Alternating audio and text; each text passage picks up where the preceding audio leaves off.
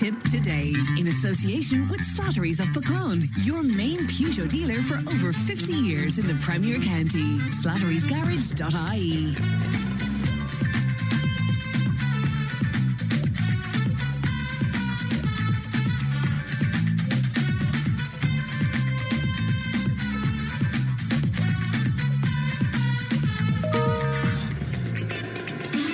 Good morning. Welcome along to Tipp Today. 1800 938 007. That's our free phone number. It won't cost you to make a call to us. And Leanne is producing. Coming up on the show this morning, we'll be discussing primary education with Irish Times columnist Breda O'Brien following a recent piece on the topic.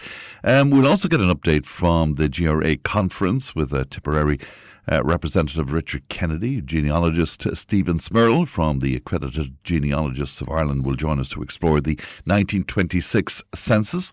Dr. Stuart Edwards is back with the Orthopedic Slot and will be joined live in studio by Ultan Nesbitt for our gardening as well. So all of that and much, much more on the way. You can text and WhatsApp 083 311 3311. You can email tiptoday@tipfm.com. Some great prizes for you as well, because Sarcoma Cancer Ireland and Pieta have given us tickets to give away every day this week for their fundraising concert featuring Michael English. It's taking place on Bank Holiday Monday, May the 4th, in the Church of St. Mary of the Rosary in Neenah. Now, the charities rely very heavily on public support, so they'd be delighted to see a huge crowd for Michael in Neenah. So to be in with a chance to win those tickets today, text or WhatsApp Michael English, followed by your name and your details. And once again, that's 083 311 3311. Let's have a look at the front pages of some of your newspapers. The Irish Times. Main story on the Times today: Iran seized 2 ships in the Strait of Hormuz yesterday, tightening its grip on the strategic waterway amid reports the peace talks could begin tomorrow. Well, hopefully so. The Irish Independent, the lead story on the Indo today: the state's security watchdog has warned that Islamist terrorism is a significant cause of concern, citing the risk of attacks in Ireland and the possibility of overseas plots being coordinated here as well. So that's rather worrying. The Irish Examiner, lead story on the Examiner today: the EU law is largely preventing access to key phone communication evidence, potentially hampering Garda investigations, Ireland's new security oversight judge has said. And also reading on the, I beg your pardon, it's the Examiner I'm looking at here, in fact, also reading that people with neurological illnesses living outside of Dublin are being disenfranchised and face stark inequalities in care compared to those in the capital, it has been claimed. And finally, to the Irish Daily Mail, and the lead story on the Mail today: the government is under mounting pressure to tackle the spiralling cost of living after the EU Commission announced plans for a major relaxation of state aid rules. Let's look at what's making headlines today. Do you want to make comment on any of that? And if you do, once again, text WhatsApp 083 311 3311.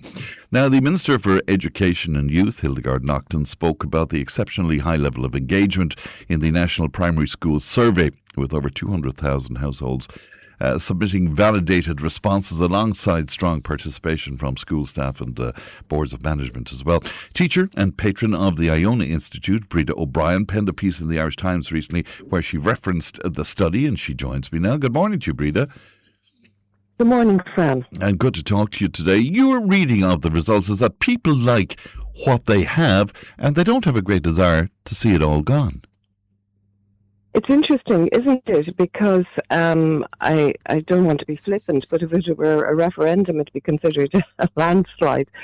The majority of people who responded, and 40% response is a perfectly respectable response, were happy with denominational education, and I think that's very interesting. I think it's a compliment to the hard work of teachers and management and boards of management right across the country, because primary schools are very embedded in their local communities, and people are very, very fond of them.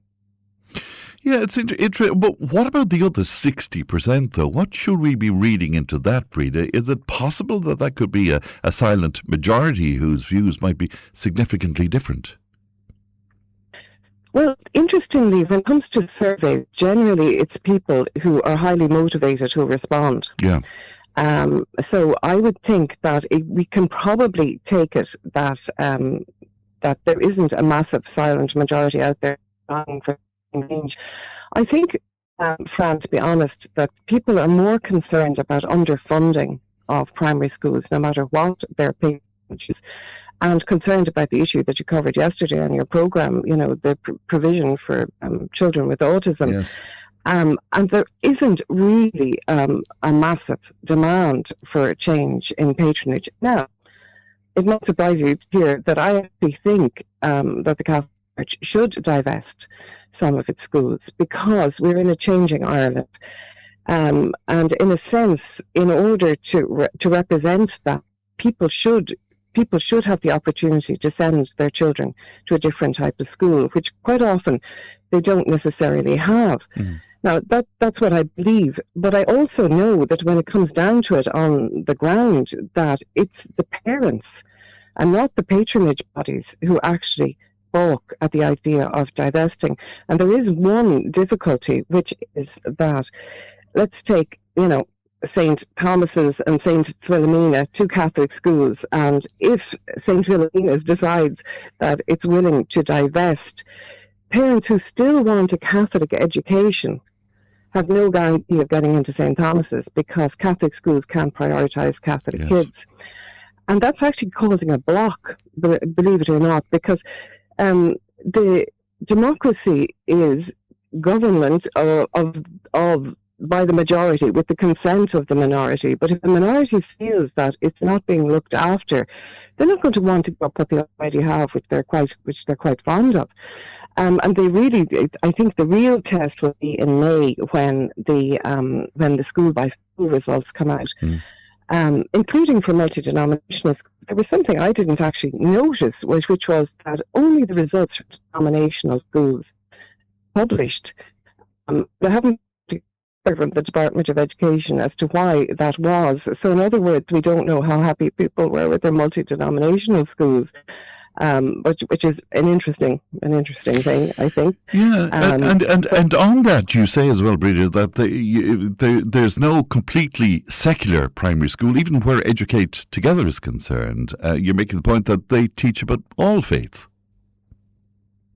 Absolutely. There is no completely secular education available in Ireland, but the possibility of having a completely secular education is there. We're unusual in that if any group of parents, whether it's parents wanting to set up a Gael school or a multi-denominational school or whatever, get together and can show that they're providing, a proper education, basically the Department of Education will fund them. So if there were a sufficient group of parents who wanted a completely secular school and could show that there was a demand for it, they could have it.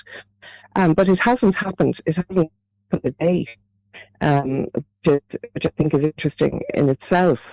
I think there's a lot of rhetoric around Catholic schools being exclusive, which is not actually borne out by the facts. There's reputable studies showing that they're very inclusive.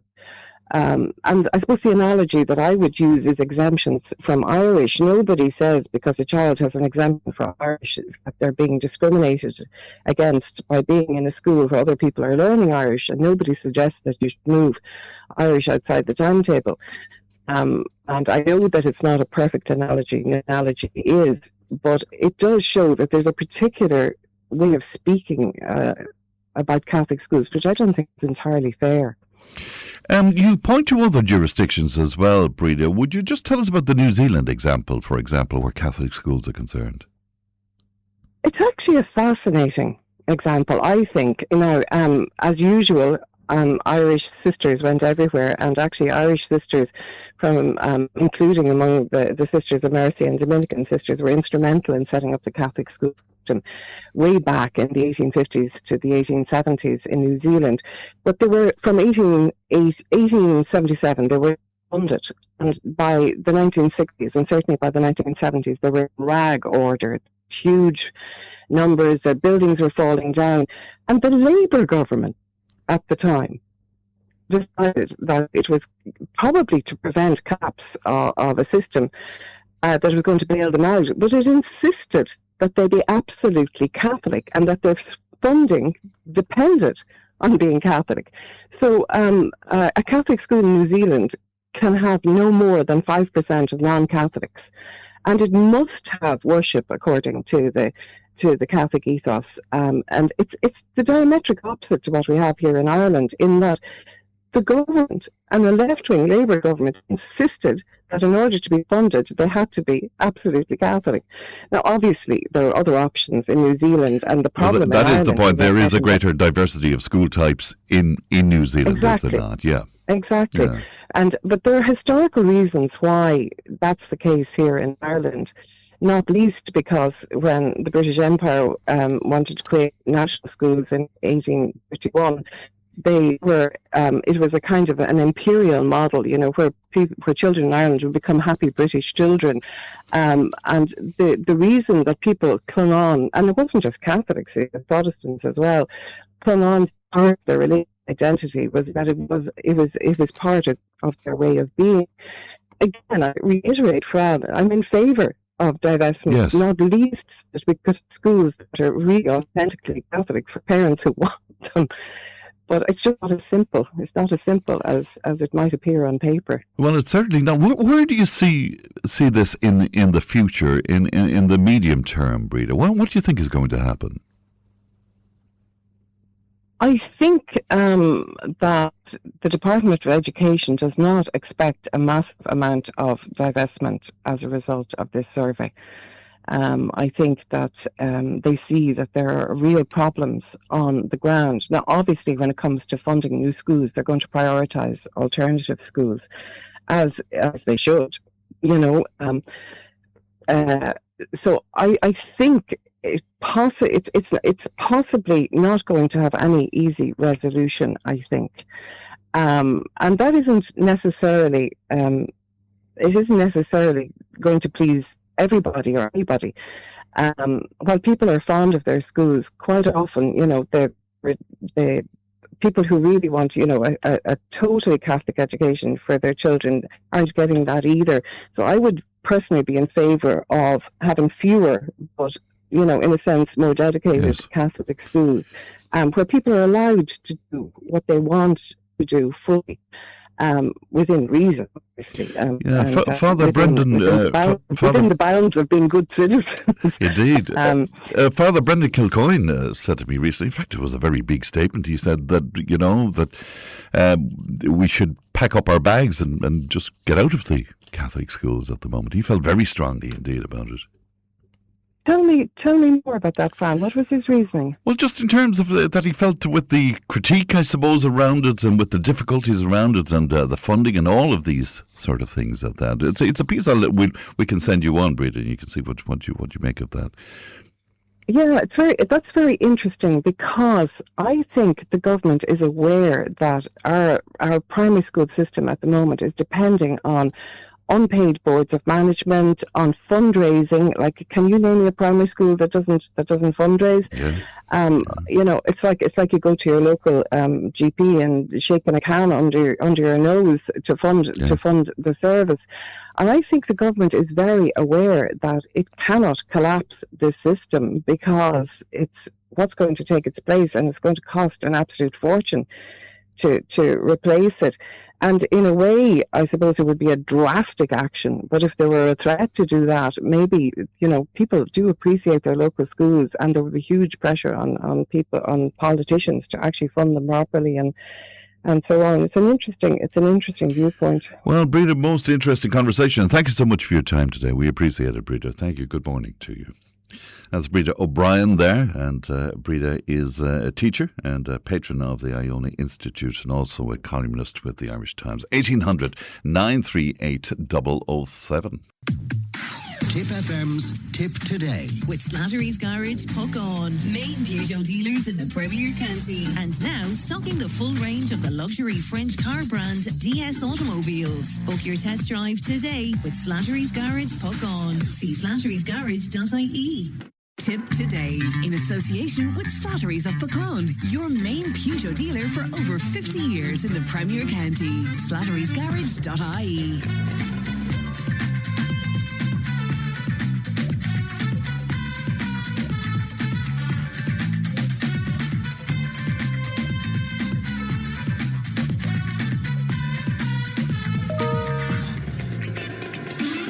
Well, the Garda's biggest staff body has strongly criticised senior officers over the practice of suspending frontline Gardaí, often for years, when allegations of wrongdoing are made against them. Gardaí are also calling for an agreed policy to be drafted to target people issuing direct and personal threats against members of An Garda Síochána. These were among many issues when delegates met at the association's annual conference earlier on this week. The GRA rep for Tipperary is Richard Kennedy, and he joins me now. Good morning to you, Richie.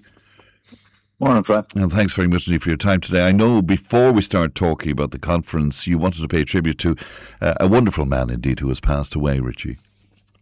Oh, Fran, as I was on with you last year, and I mentioned this man. We had a fundraiser for him in Templemore, and he passed away there. And his funeral is this evening and tomorrow on Loughnane. To describe him as one of the heartbeats of Templemore would be putting it mildly. He was heavily involved in the local clubs and great historian for the town, and he'd be sadly missed by everyone in Templemore, and especially his wife Annette and his 4 young children. It's a very sad day for the people of Templemore to see him gone, and just I couldn't come on without giving him a mention, because I know he was a big fan of Tipp FM as well, so he'd be sorely missed. He dealt beautifully with that illness as well, didn't he? He was very brave about it, and right to the very end. Like he was, even when he was in poor health, you'd always say when his kids were playing matches, he'd always be out there watching them and supporting them, and right to the very end, he was still around the town, being his usual self and talking to everyone. So it's a very sad loss for us. Well, condolences indeed to the Loughnane family. To the conference, Richie, with the new commissioner in place, was it a more positive experience this year, even though there were a lot of issues? It was great to have the commissioner and the minister back. It definitely added an element to it that I suppose in previous years when we hadn't the commissioner there, it's very hard to raise your issues when the person who might be some of the issues isn't in the room, and being able to have a Q&A session with him after we addressed him. We had a Q&A session with him after, so it was great to speak to him and just put some of our issues to him face to face. And what about the contributions from the minister and indeed from the commissioner? What was the reaction from yourselves to those contributions? It's like everything, like the contributions. Look, their contribution, they're always going to be putting their best foot forward and putting the positives out there of what they're doing, what they're going to do. But I suppose in reality, a lot of our issues aren't with the Minister for Justice or the Commissioners, or with Minister Jack Chambers and his department in Deepers. You were calling for an agreed policy to be drafted, Richie, I know, to target people issuing direct and personal threats against members of. How serious is that, do you think? It kind of came to, look, we're all familiar now with there's so much stuff on social media using AI and other parts of technology. We'd one particular member from the Waterford division who was at the protests in Cork, and there was an AI manipulated image used to target him, and his own personal details, his family's details, his home address were all published online. So you have a situation where a member is going to work and his family are being targeted purely on the basis that he's a guard. And this is becoming more prevalent around the country, that people are using social media to target people. And look, it's very easy for anyone to circulate anything now, and once it takes off, like that member was then subsequently targeted by we're all familiar with Tommy Robinson from the UK, and circulated by him, and then circulated by his followers, who would have no reason to be targeting guards in Ireland, purely only for malicious purposes. Was there a general discussion about the Gardaí's involvement in the protests, Richie? And if so, what emerged from that? We had a discussion about it in terms of some of the failings, in terms of people not getting the adequate breaks, people getting short notice, various issues around it where people were working 24 hours straight without a break. There's many aspects of it, and look, I'm sure Garda management learned many lessons in terms of organising something so big. They didn't, I suppose, like we all know, it was kind of short notice, but look, there's many failings, and hopefully there'll be lessons learned from it that we won't see the situation where members are left on the side of the road for 16, 17 hours without a break. Did you feel that your members, though, were thrown under the bus where that was concerned? Because, the public's reaction to the Guardian, I'm just judging by what we got here to this programme, Richie, and what I read as well, it's as if that the relationship with the public has diminished because of that. Would you go along with that, or do you read that differently? I suppose it's like the majority of the protests, the relationship between the guards and the public was excellent. And I just from speaking to members who policed them, people and other members that I spoke to over the last couple of weeks, there was I suppose, for want of a better term, there was banter between the guards and the people on the protest, and it was look, when something like that happens and it has to be stopped, and you have to prevent the barricades, etc. You're going to have some discontent, and it's like everything. You'll always hear the bad stuff. You'll hear the complaints. You'll hear but that was from a very, very small portion, and generally you will see that online. You'll see those complaints, but you won't get you'll never hear the good stuff. You'll always hear the bad stuff. And look, in terms of how it was policed, it worked out well in the end. We had no members injured. There was no members of the public injured, and it all came to a close relatively peacefully. Well, there were the pepper spraying incidents down in Whitegate, and a lot of people were concerned about that. There was a lot of talk about that. Oh, look, and I suppose a lot of people wouldn't be overly like pepper spray, as I told you previously. Pepper spray is it's a non-physical deterrent, and look, you're not going to get an injury from pepper spray, and it's a very effective tool. It's been vital to us since it was added to us in the force, and it's most people don't refer because generally you'll only usually see it maybe on a Saturday night on the street where there's a row on the street or something. Is generally where we would use our or a public ordinance. But it's utilised by members, so they don't have to get physical with people. They don't have to use batons. They don't have to be pulling and dragging people around the road, and it saves. It really saves more serious confrontation because it's effective, it's quick, and it wears off after a few minutes, and that's why pepper spray is utilised not just by us but by police forces all over the world. It came up in discussion on the programme yesterday as well. Were the body cams are they being used at the moment? And if not, wouldn't they have been ideal for situations like that? I suppose. Body cams are on trial at the moment in a few divisions around the country. So we have them in Limerick, we have them in the city centre. We have them in, I think the Waterford division has them as well. I'm trying to remember the pilot locations in my head. There was legislation after passed recently by the Minister in relation to it. So we'll probably see more widespread use of body cams over the next couple of years, but they were trialing different models of body cams to see which one works the best, which one was robust enough to be used. And but in this situation, no, they weren't widely used. Unless a member came from a division that was trialing them, they wouldn't have been in place. But it's look, and we've long campaigned for the use of body cams because it's going to save our members an awful lot of trouble in terms of, like, we all see these videos online where people are filming police and being selective of what they're showing, and it's the body cams it's going to be a massive tool for us when they're fully rolled out around the country, and hopefully we'll see that sooner rather than later. Some of the other things that came up from the conference as well, some members afraid to pursue fleeing suspects and criminals for fear of facing discipline and court prosecution. We saw some of that recently as well. One particular Garda being suspended there, but fearful of using discretion as well. Was that a big talking point? The pursuits issue is becoming massive, man.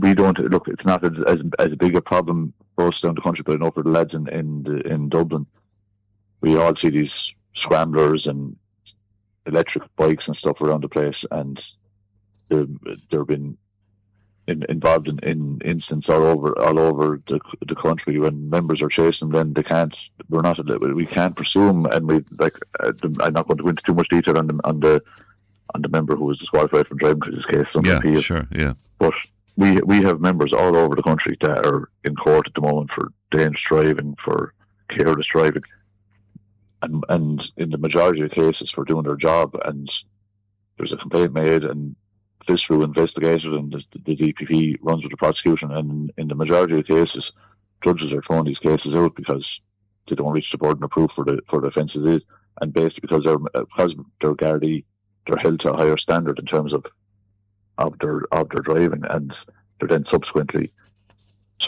prosecuted for it. And in a lot of cases, we're not. The training is their members are not adequately trained in pursuit.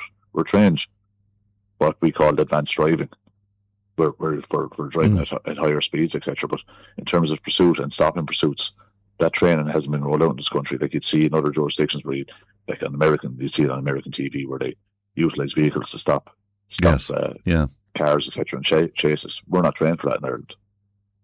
So we've long looked for pursuit training, but it's yet to be rolled out in this country. All right, can I finally ask you about the EU presidency and your involvement in that? What is the current situation there? Because what I was reading was rather dramatic that you won't take part in meetings to discuss the policing of that.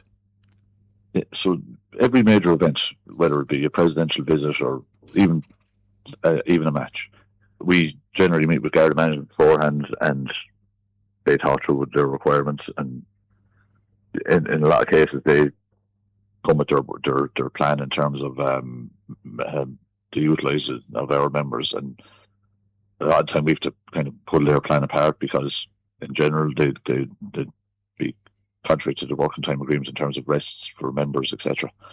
So because of the lack of movement on many aspects of our pay and conditions, we are not going to be involved in the talks and the planning of it until we see some progress in our issues.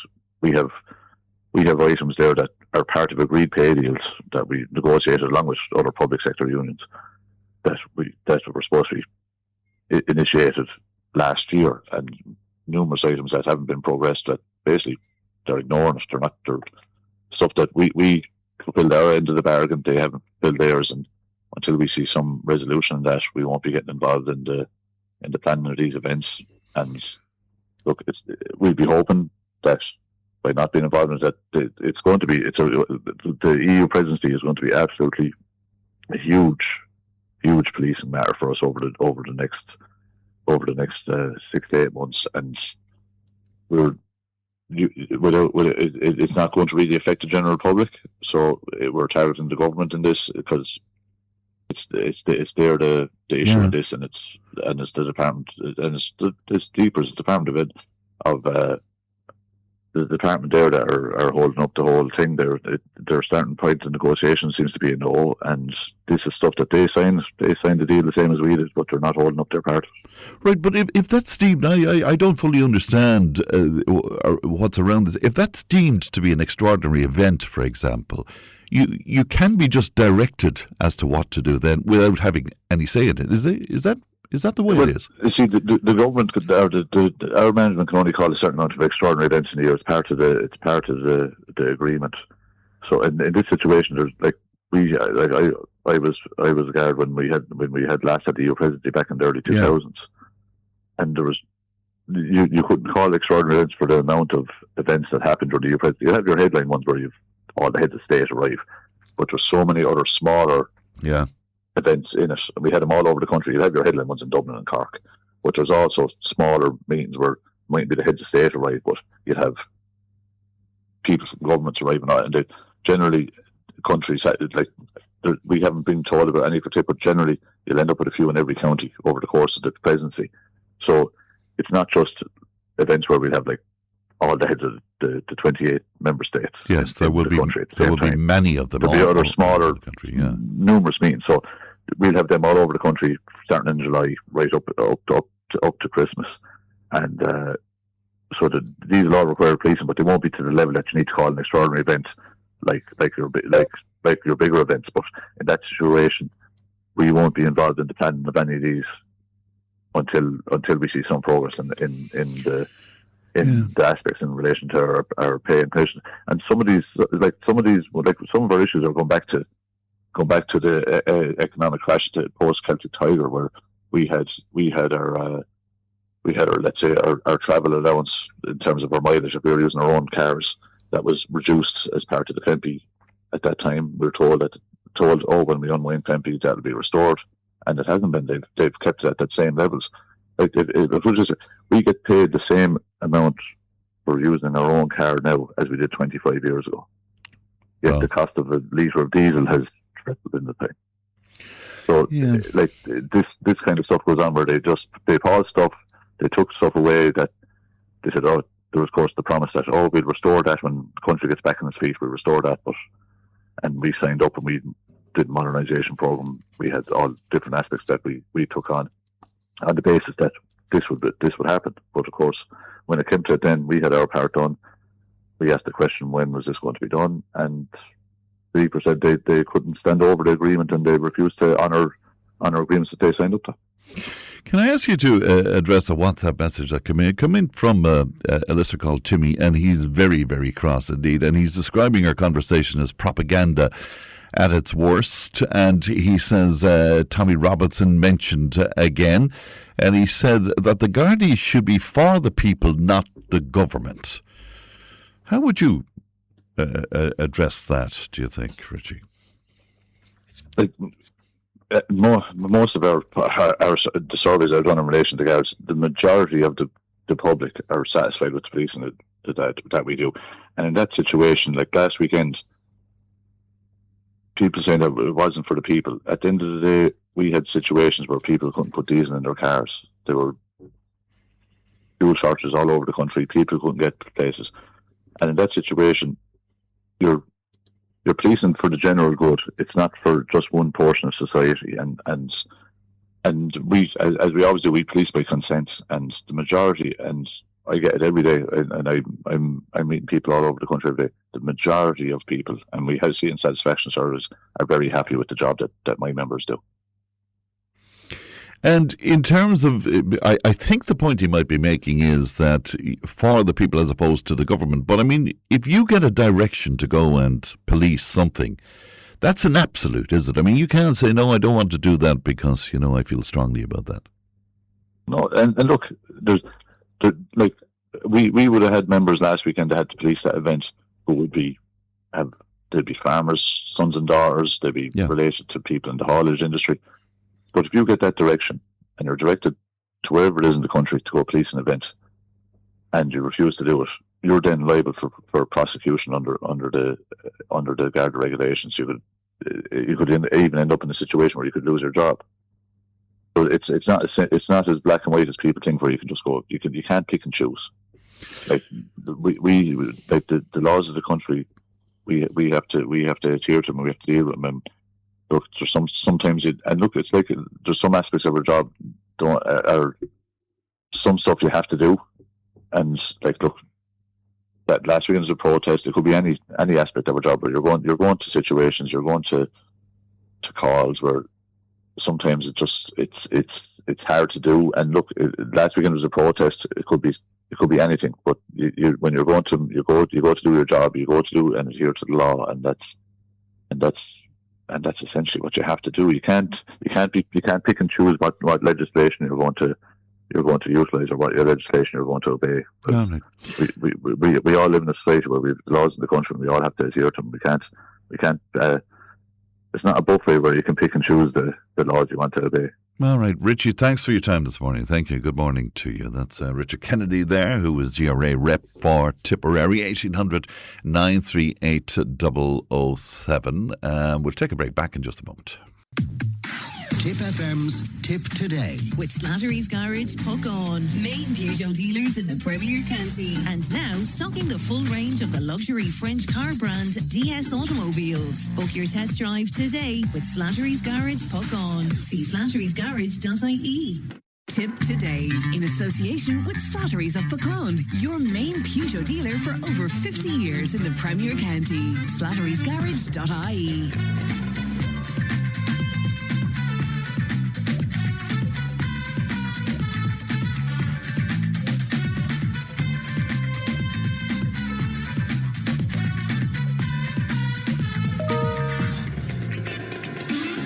Now, Senator Eileen Flynn made headlines recently after she said she wouldn't attend any protests where the Irish flag was being flown because it had become a symbol exploited by members of the far right who sought to hijack the fuel protests last week. Now, the reaction to it was absolutely huge. But let's talk to Donald Looney now, frequent contributor to the show over many years, former member of the Defence Forces. Good morning to you, Donald.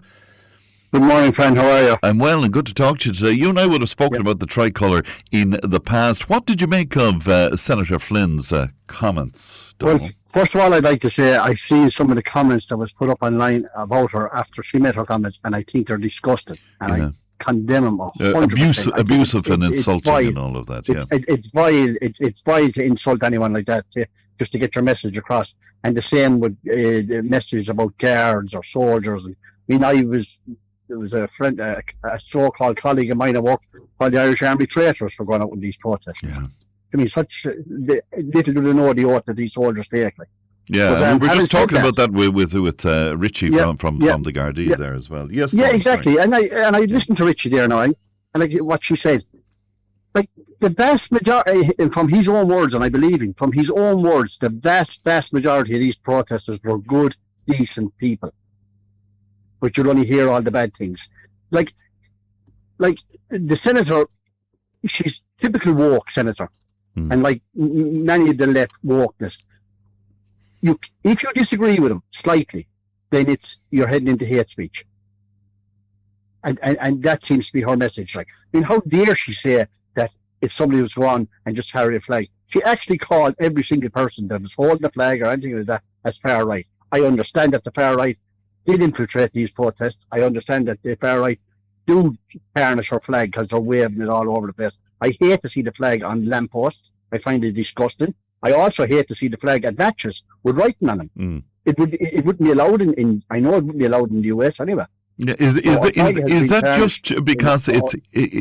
just because it's insulting the actual flag as opposed to that being a political statement? The flag. Yes. I mean, I told you before, I fly a flag outside my own home. Yeah. But I bought a proper flagpole, 500 odd euros I paid for this flagpole. I raise my flag every morning. I take it down every evening. If a member of the Gardaí or the soldiers or a member of government dies, especially on service, I would put my flag at half-mast.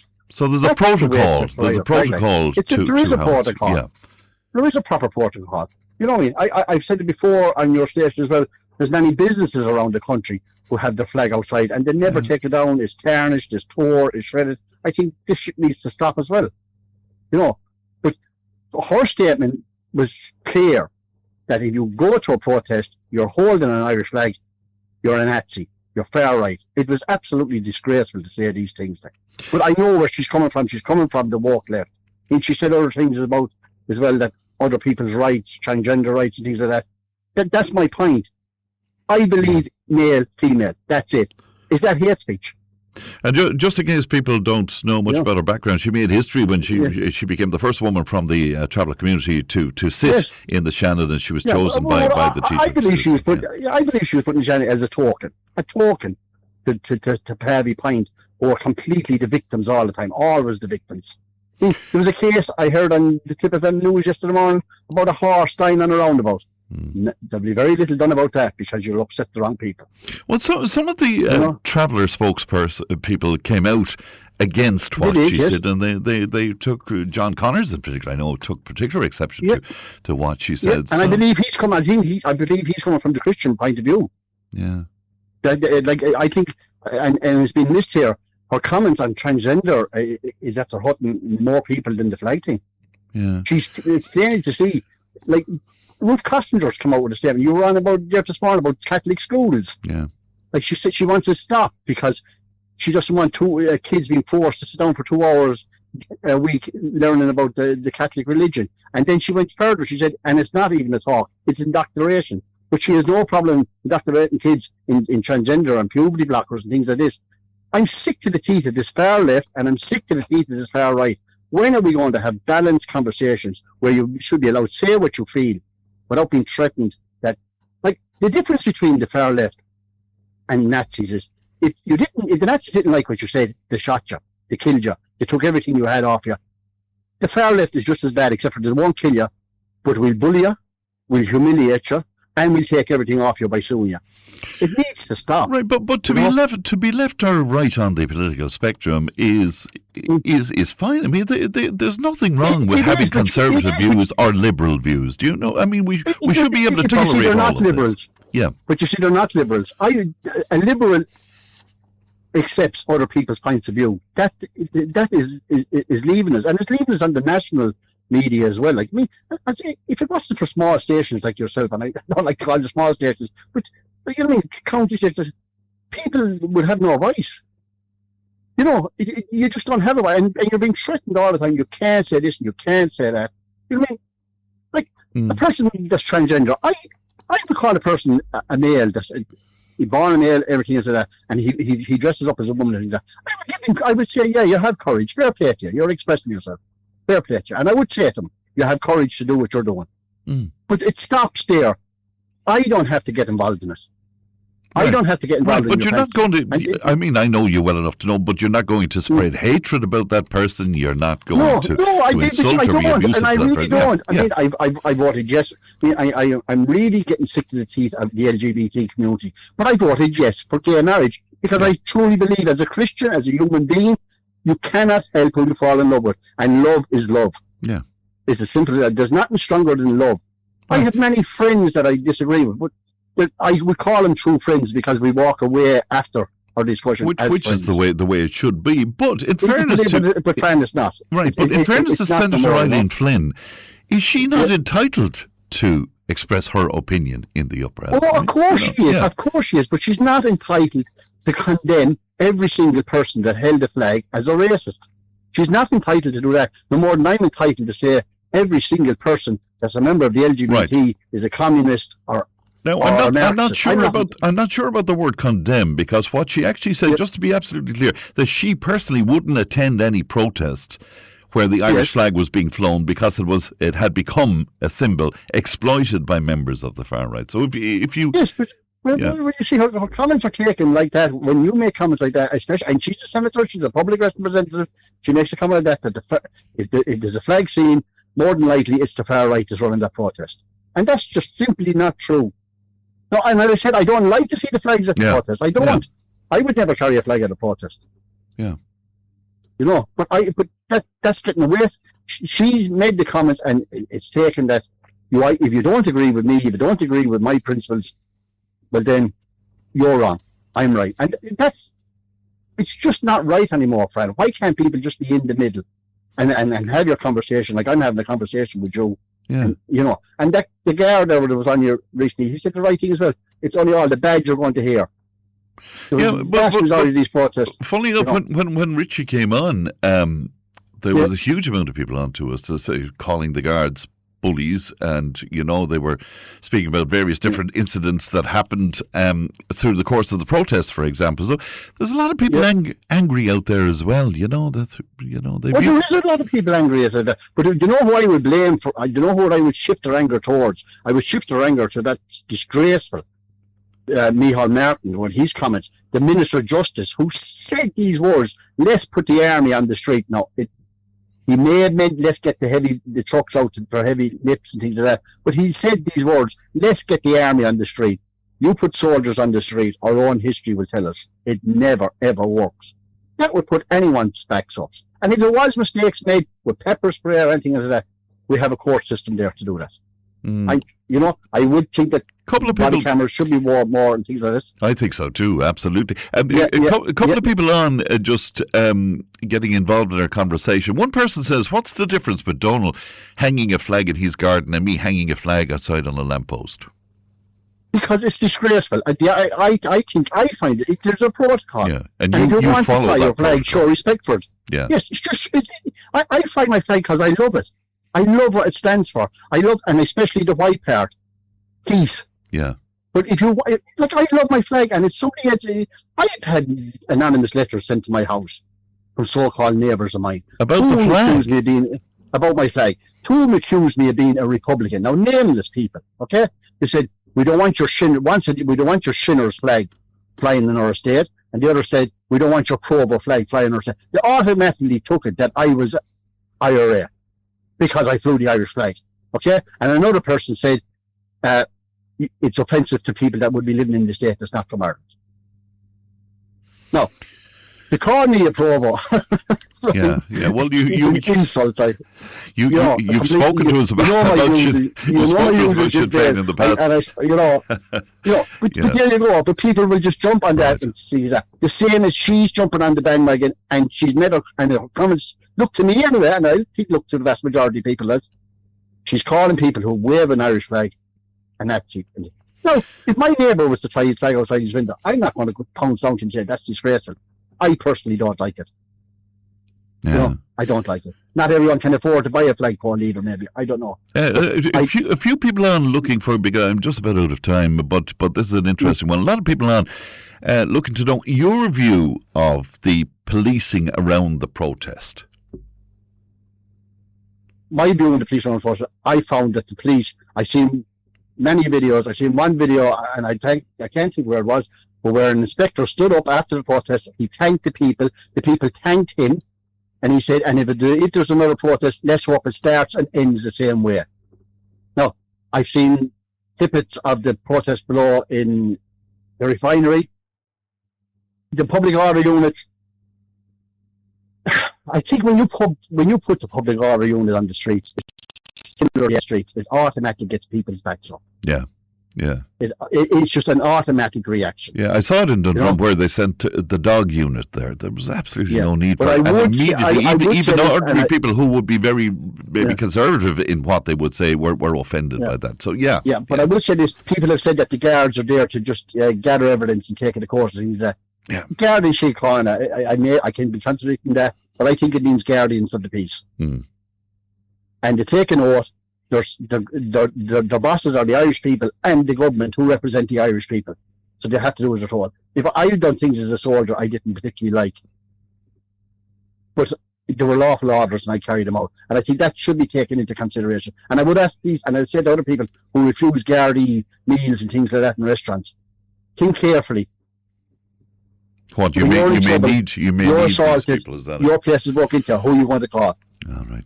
Donald, pleasure as always. Thank you for your time this morning. Thank you. Thanks very much. That's Donald Looney, former member of the Defence Forces, speaking to us there. News and information's on the way. Tipp FM's Tip Today. With Slattery's Garage, Puck On. Main Peugeot dealers in the Premier County. And now stocking the full range of the luxury French car brand DS Automobiles. Book your test drive today with Slattery's Garage, Puck On. See slatterysgarage.ie. Tip Today, in association with Slattery's of Pecan, your main Peugeot dealer for over 50 years in the Premier County. slatterysgarage.ie.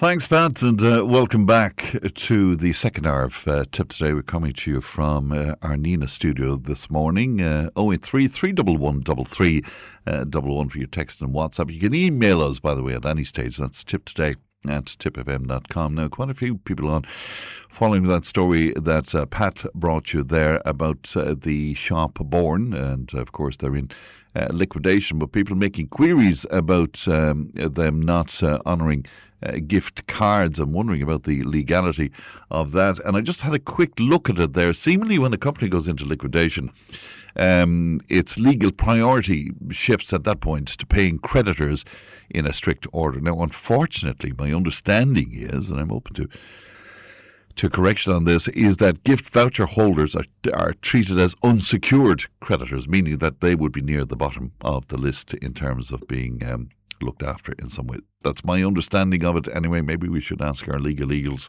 about that for a bit more clarity. The National Archives of Ireland recorded over 20 million hits to its website following the release of the first census of the Irish Free State in 1926 on Saturday last. Now, the 1926 individual census returns have been made searchable online for the first time. And Steven Smyrl from Accredited Genealogists Ireland joins me now. Good morning to you, Stephen. Good morning, Fran. Good to talk to you today. Why is there so much excitement and conversation around the publication of this census, Stephen? I suppose once you get back to sort of like grandparent and great-grandparent levels and people's sort of memory of that fades a bit, anything that might give them a bit of an insight is really seen as quite interesting. I suppose it's just a snapshot of how Ireland was 100 years ago. It certainly is, and I was reading through some of it is very, very fascinating indeed. So what would you see as the main headlines that you would take from it? Well, until really a week ago, till last Saturday, we had the only census surviving in Ireland was the 1901 and the 1911, which, were really good. But of course, when we compare it to places like England and Wales and Scotland, which has original census returns going back to the 1840s, it seems very slim. Now, of course, we've got this new tranche of information, and it's slightly different, I suppose. New authorities looking at things in different ways. So the questions that were asked in the returns were sort of taking a different angle, and from never thinking, of course, 100 years later, that genealogists and family historians would be interested in this information. But for instance, in the 1911 census, you might look for a family called Ryan in Tipperary, and the census return that you might find that might match the family you're looking for would say their county of birth, obviously in this instance Tipperary. But with the 1926 census, we're now being asked to write in 1926 the townland as well as the county. So that's much more information to allow you to pinpoint a particular family that you might want to say identify then in another series of records, say the civil records of birth, death and marriage. Particularly as well, the ages for individuals are being asked in not just years, but years and months. Though I have to say, I've had a good look through the census, and many of them simply have returned their ages without their ages and months, or they've given the ages and months for their children, because maybe, I suppose, they're more clear on what their ages might be. But one of the really standout things from the 1926 census is the fact that for the first time ever, the individual's employer's name and address has been given. Now, admittedly, huge numbers of the Irish public were involved in farming, so of course they were employing themselves. But for those living in urban areas who worked for a business, this is really interesting stuff and allows for the first time somebody to go off and decide to have a look. Can they find out, are there any employment records or even just records for that particular business from 100 years ago now held maybe in the National Archives, in the Business Records Collection or in local county archives? There's maps included as well. What are you making of those? The maps, well, you see, the database we had for the 1901 and 1911 census was literally what it did what it said on the can. You type your name in and out it came, and you got a copy of the return. This new database is far more interactive, and it allows you to go at things from both the point of view of a genealogist, i.e. literally looking for information about your family, or maybe even looking at it from the point of view of a local historian or a national historian. So the maps allow you to draw conclusions about statistics. See, how many people in a particular town then were one religious denomination or another, or whether there was a particular number of people who were more elderly or younger people, or in farming business or in other types of business. The maps are quite good. You can literally start with a map of Ireland and you can blow it up on your screen. It'll come up with the county. You can then draw further and further in, and you can see the outlines of the different district electoral divisions. These were groups of townlands together, which made up little districts within each county. And if you keep honing in, eventually you get to a map of the 1924 Ordnance Survey, which allows you then to see townlands one against the other and work out whether a particular family you're interested in they've moved to a different townland, let's say, but have they moved literally just 2 fields away, or have they moved really quite some distance away? So it's really exciting, and the maps allow you to also hone in on particular institutions like workhouses, asylums, Magdalen laundries, and this will give you a quick link to the 1926 census return for that institution, and allow you eventually to pull out other information, I think, that will be added as the year goes on, about backgrounds to these particular institutions. Yeah, it's absolutely fascinating. Why wasn't the census taken earlier, by the way, earlier than 26? Well, there was. What happened was the census returns from 1821 up to 1851 were in the Public Record Office, and they were largely destroyed in the fire that consumed that building in 1922. Yes. And then the returns from 1861 to 1891 had been mistakenly destroyed. People say, oh, it was those big bad Brits as usual, destroying all the records. Absolute nonsense. What happened was, in the 1880s, the authorities the census authorities in Dublin asked their counterparts in London, what do we do with the original returns?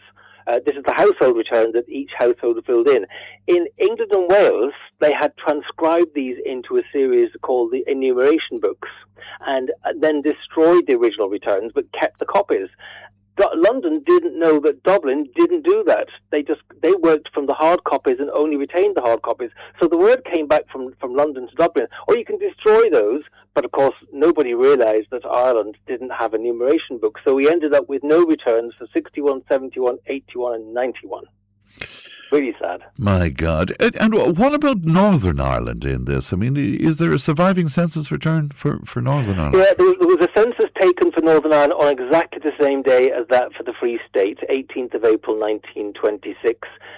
But my research has shown that what really happened was that there was a huge leaving of civil servants from Dublin to Northern Ireland at the foundation of the state in Northern Ireland, and they took with them their standing knowledge, and their knowledge was that the precedent was that the returns were destroyed.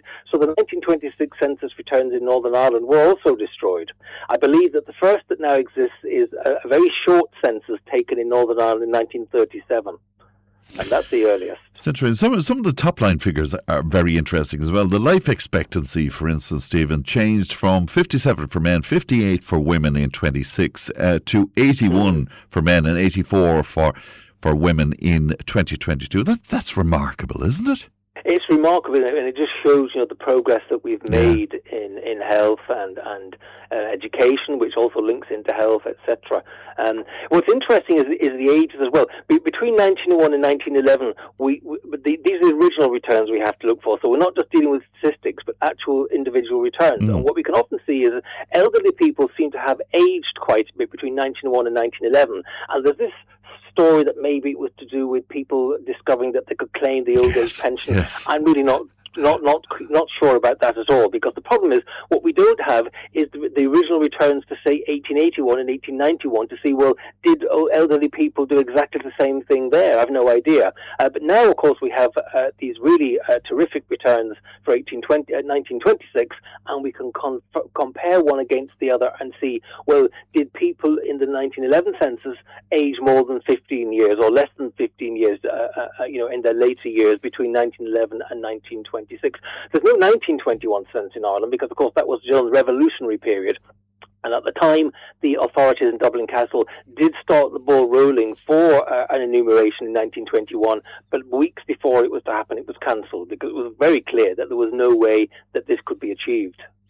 It's not a happy story where agriculture is concerned, really. I see that the percentage of people employed in the agricultural sector, 51% in 1926 to 4% in 2022. Yeah. It's remarkable, isn't it? Yeah, exactly. I mean, family farms being consolidated, larger farms, larger fields. Yeah. And I mean, squeezing, I mean, we hear that on the radio now, don't we, about, that if we buy a bag of carrots somewhere, they've not been grown in Ireland because there simply isn't the wherewithal to make any sort of a profit. But it is, it's just amazing to see the sheer number of people who were involved in agriculture in 1926 as opposed to today. A couple of other top-line things that might interest people. The number of people recorded on Census Night who were born in Ireland, for example, dropped from 97% in 1926 to 80% in 2022. And in 1926, Roman Catholics accounted for 93% of the population, compared to 69% in 22. Some dramatic figures there. Dramatic figures, yeah. I mean, and you can bring that back to just even comparing similar information between 1901 and 1911. You can see that the number of Protestants in the Republic had decreased. This is just a change in the status of the government in the what was then the Free State. Many Protestants involved in the administration of Ireland left, went to England, went to Northern Ireland. Many of them went to Canada, and you can see this as the generations go by. And now what we're finding is there's so many people coming in to Ireland, and the census statistics that we have the next census will obviously show that again. It's very interesting. I think your job, by the way, is fascinating. Will you tell me about the Accredited Genealogists of Ireland? Tell me, just explain what you do exactly. Yeah, we're the accrediting body for professional genealogists across the island of Ireland, both Northern Ireland and the South. And this year, actually, we celebrate our 40th anniversary. We have about 35 members, and we are professional genealogists providing a paid service to the public. They can come to our website, they can see the type of service that we provide, they can decide to hire a particular genealogist who maybe specialises in Catholic research or County Kildare or Northern Ireland, and we can undertake the research for them. We also have a contract with the National Archives, providing a free genealogy advisory service to the public in both person and through email. So if an individual turns up to the National Archives, they don't need a reader's ticket because we're on the ground floor, which is the public area. They can come in and they can meet one of our members on duty that day, who can give them some advice about their genealogy in general, or specifically about particular series and sets of records in the National Archives, or in other institutions like the Civil Registration General Register Office for Civil Registration Records, or records held at the National Library. We also have a service people can email in. If they go to nationalarchives.ie and look at the website there for the National Archives, they'll find the link for sending an email in, an inquiry they can send, and one of our members will respond to them within a short number of days. Accredited Genealogists website is literally accreditedgenealogists.ie. I have to admit that up until very recently, I had little interest in genealogy. But a friend of mine, a cousin of mine, in fact, he did some research that involved, looking at mutual ancestors, and I became absolutely fascinated by it, and the detail of it, and the occupations, and how they were described, whether it was a spinster or what. I just really bought into it. Yeah, it's interesting because really 20 years ago, the vast majority in Ireland had no real interest in genealogy. And of course, we always, as a nation, joked that it was our Yankee cousins who came to Ireland that were interested. But I think that once somebody sort of gets a bit of a hint or an interest in maybe what happened to their grandparents, where did they live, why did they move here, what occupation did they do, why did they go to England for a few years then come back, it's like unrolling a carpet. It just keeps rolling and people just follow it, and every piece of information you get leads to another piece of information. So you find a birth record, and on the birth record it's got the parents' name, so you look for the parents' marriage record, then you find that gives them their father's name. You can go on then look for the birth record of that person or the death record, and then when it goes, it's like a jigsaw puzzle. I've 40 years of experience, almost, but not quite, of professional genealogy, and I'd still never tire of it. I mean, I suppose it's the usual thing now. Now I don't do it for myself; I do it for other people. Yes. And so you've always got something new to look at, something interesting, and it's just amazing that the story that people come with you. Sometimes it's a story where you have to sort of say, well, maybe that's not quite as it worked out, and has been told, and you find the information to help them unravel what really happened, or maybe they give you a piece of information and you discover an entirely really unusual story for them that really sort of piques their interest. Yeah, and people get so emotional about it as well. But have you ever had anybody more than disappointed, maybe a bit angry when they found out some of the detail of their ancestors? Have you had that reaction over the years? No, not really, no. I mean, I suppose people can be angry because they maybe discover that, especially a North American, and their ancestors arrived maybe the 1840s, 1850s, and maybe it's more disappointment than anger, yes. But they're upset that there simply aren't the records, and you have to break it to them really gently that, we cannot, that it's just not possible. Their ancestor they discovered came from a particular parish that they've worked out maybe from an American source, maybe, say, let's say, in County Carlow, and when we go and check, we discover that, alas, the parish register starts after the person had actually been baptised. So that's it. It's the end of the road. So all you can do is maybe find other information for them about the general area, how the people lived, where particular families with that surname may have lived. So if it's an unusual surname, you can maybe point out, well, they must have come from either this town or that townland. But obviously in Tipperary, if their surname is Ryan, that's not going to be the case. Well, that certainly wouldn't help, that's for sure. Stephen, a pleasure, and thank you so much for coming on with us. Thank you. Good morning to you. You're very welcome. Thank you. Bye-bye. That's Steven Smyrl there of the Accredited Genealogists of Ireland. How do you feel about that? Are you interested in your genealogy? Have you done any research and you might like to share with us? We'd love to hear from you on that. We'll take a break, back in just a moment. Tipp FM's Tipp Today. With Slattery's Garage, Puck On. Main Peugeot dealers in the Premier County. And now stocking the full range of the luxury French car brand DS Automobiles. Book your test drive today with Slattery's Garage, Puck On. See slatterysgarage.ie. Tipp Today, in association with Slattery's of Puckon, your main Peugeot dealer for over 50 years in the Premier County. Slatterysgarage.ie.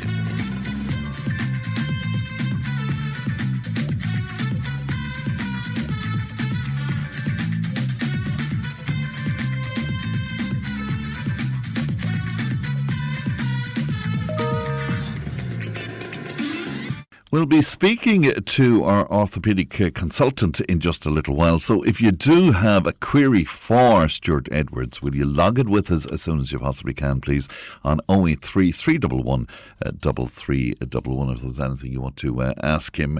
Listener says, Fran, I wonder, was there an equivalent to Leo Varadkar giving out about farmers back in 1926? Yeah, it was off those days.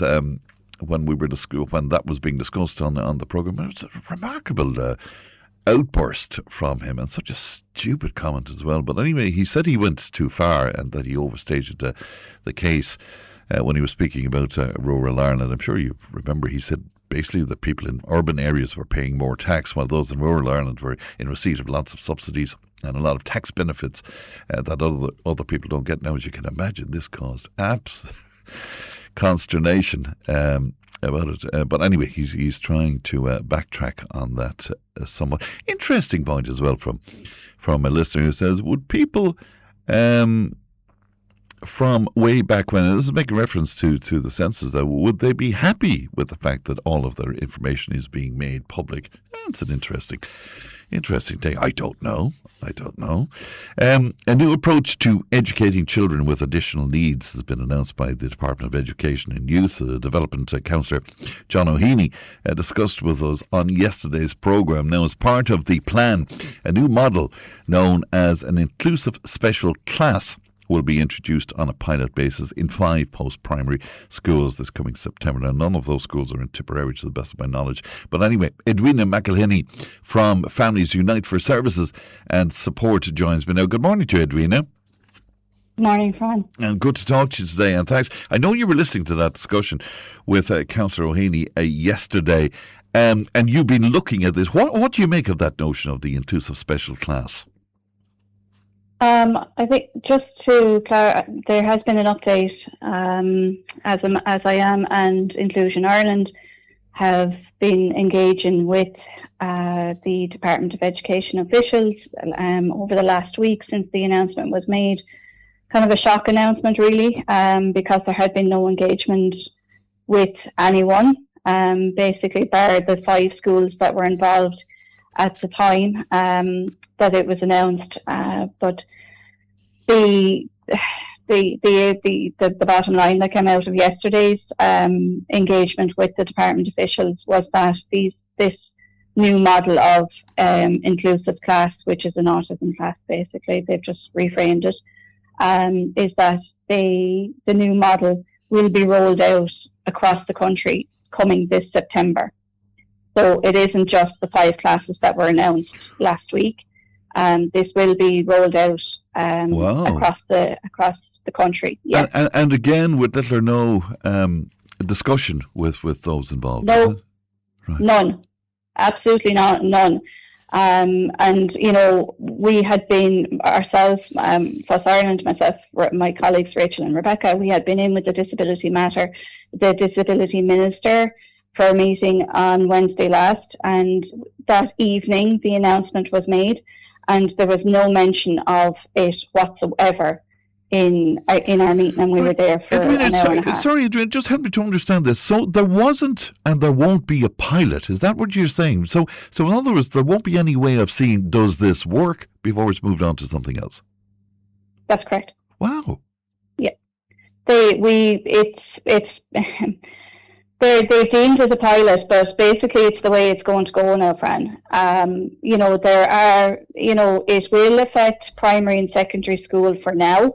There is no limit as per se in terms of the amount of pupils in a special school place, in a special school class. There isn't necessarily a limit on that. It very much depends. The staff pupil ratio very much depends on the needs of the children that are within that class. So staff would follow the needs of the children, if you get me, to know that they would. Of course. There isn't a set ratio per se with that. So this mainly will affect primary and secondary schools for now.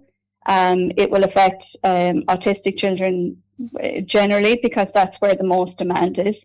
You know, we have, and we did say on Wednesday to the Disability Minister that it was really unfair, I suppose, to for the amount of autism classes that had been announced. You know, that there's a huge focus on autism, and that other children who need a special class were maybe just kind of been left out, if you get me. Yes. That is something we had, but primarily anyway, it affects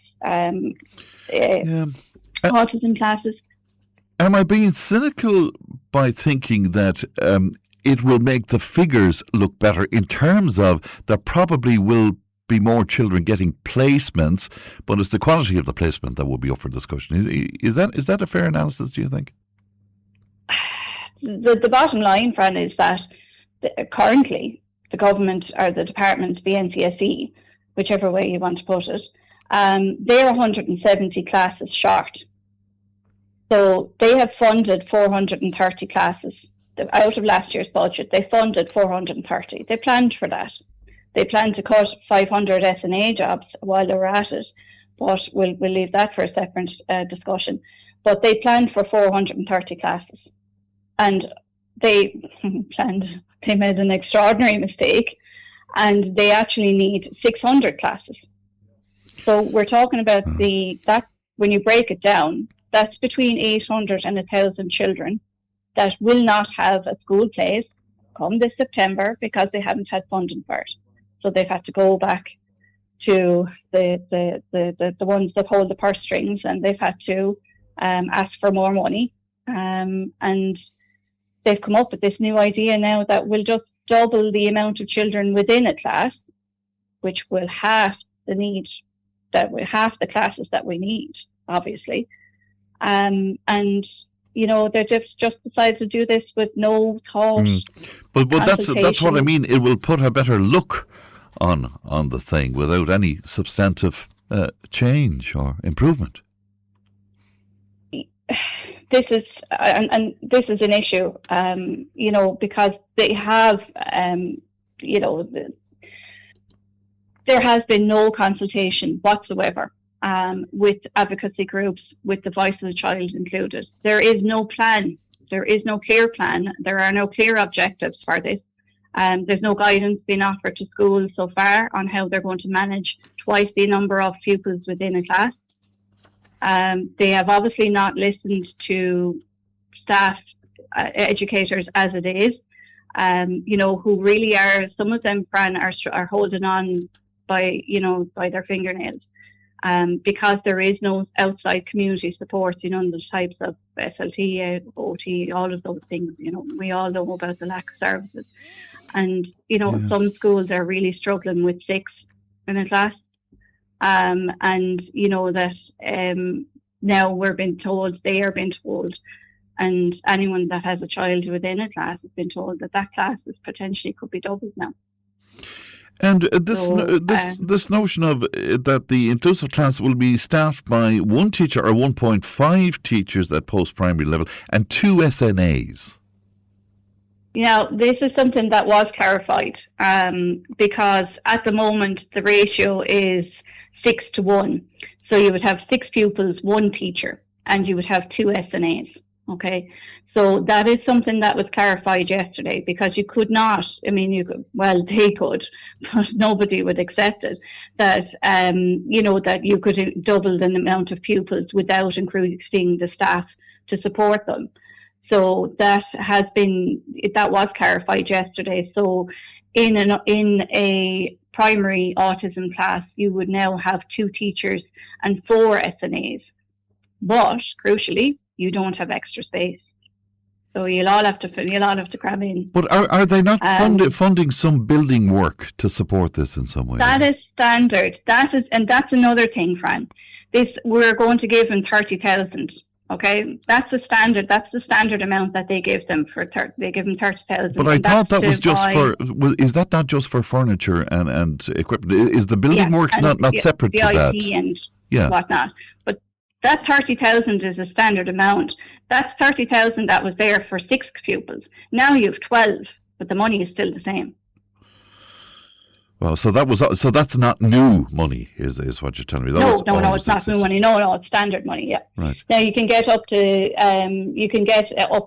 70,000 then if you have to make alterations to a school. Minor works to a classroom. You could kind of. They're telling us as well that post-primary school management bodies have welcomed the new model. Yeah. Now that has to be. There's no evidence to support that claim, to be honest. I think that, you have to think about the power balance. When you have the might of the Department of Education breathing down your neck as a principal, and whether you want to double your class size or whether you don't, you have to think about the power balance that's there.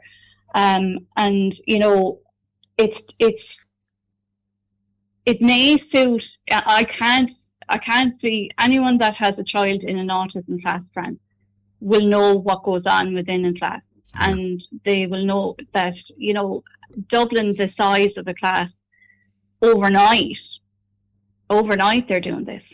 It is going to have a considerable effect on the children within that class, and I can't see how they are going to have 2 types of classes. So I could be wrong on this, but currently as it stands, my son is in an autism class and there's 6 children within that class.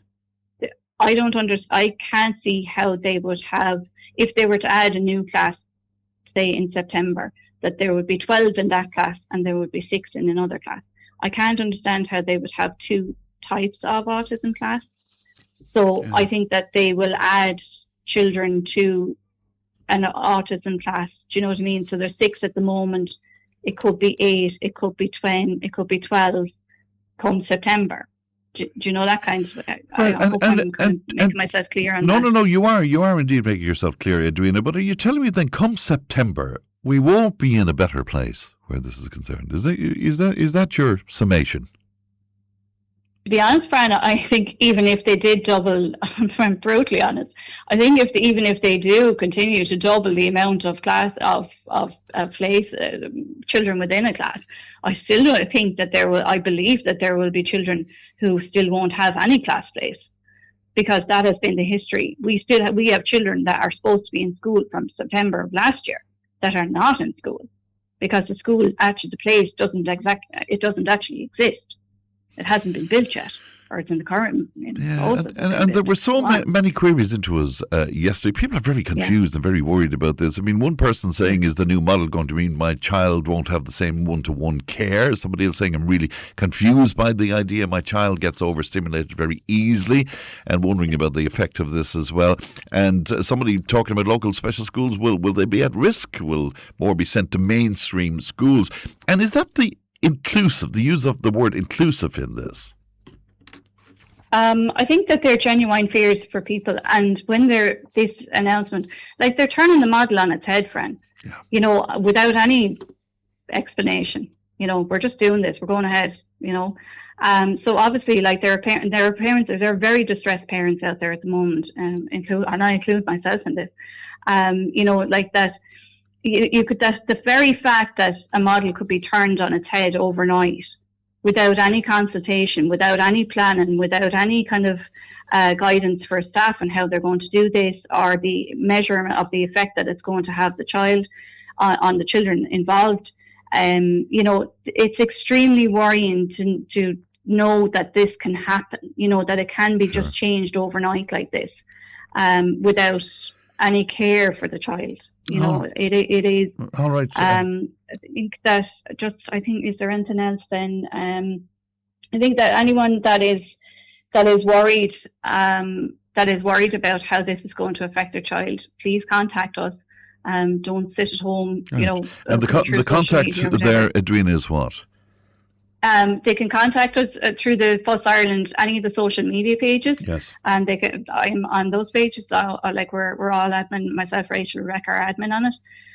So they can contact us on the social media page. They can contact either Tipperary Fuss gmail.com, or they can contact the Fuss Ireland gmail.com. I must leave it there, Edwina. If you are worried, reach out. All right, we will continue to follow the story. Good to talk to you as always, Edwina. Thank you. Good morning to you. That's Edwina McElhinney there from Families Unite for Services and Support. Back in a moment. Tipp FM's Tip Today. With Slattery's Garage, Puck On. Main Peugeot dealers in the Premier County. And now stocking the full range of the luxury French car brand DS Automobiles. Book your test drive today with Slattery's Garage, Puck On. See slatterysgarage.ie.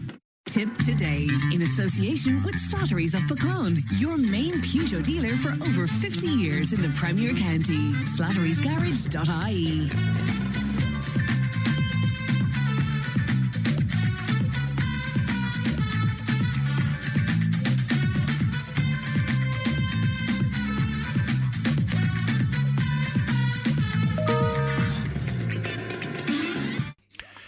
Now I'm joined by orthopedic consultant at Ultan Hospital in Kilkenny, Mr. Stuart Edwards. Good morning to you, Stuart. Morning, Fran. How are you keeping? It's keeping very well indeed. Lovely to talk to you again. Thanks for coming on with us. I mentioned you were coming on and we were inundated with people. There's a lot of people with a lot of pain and a lot of problems out there as well. I was taken by one in particular, though, just to begin with. It's a person who has had a hip replacement and they're very worried about possible dislocation if they move in the wrong way. And I'm just wondering, is that common that people would be, feeling a little fragile afterwards in some way? Yeah, they can feel a bit anxious, particularly within the first sort of 3 to 6 months. But the risk of dislocation after 3 months post-surgery is really, really small, to be fair. And it's probably of the order of 1% or less even. And you'd have to really be going somewhere to dislocate a hip over 3 months after surgery. So they shouldn't worry too much. Certainly now with the change in the implants, we put in a bigger head now, and it's 36 millimeters in diameter, and that larger head significantly reduces the risk of dislocation. So as long as you're not doing something crazy and you're doing normal activities of daily living, you shouldn't be too concerned.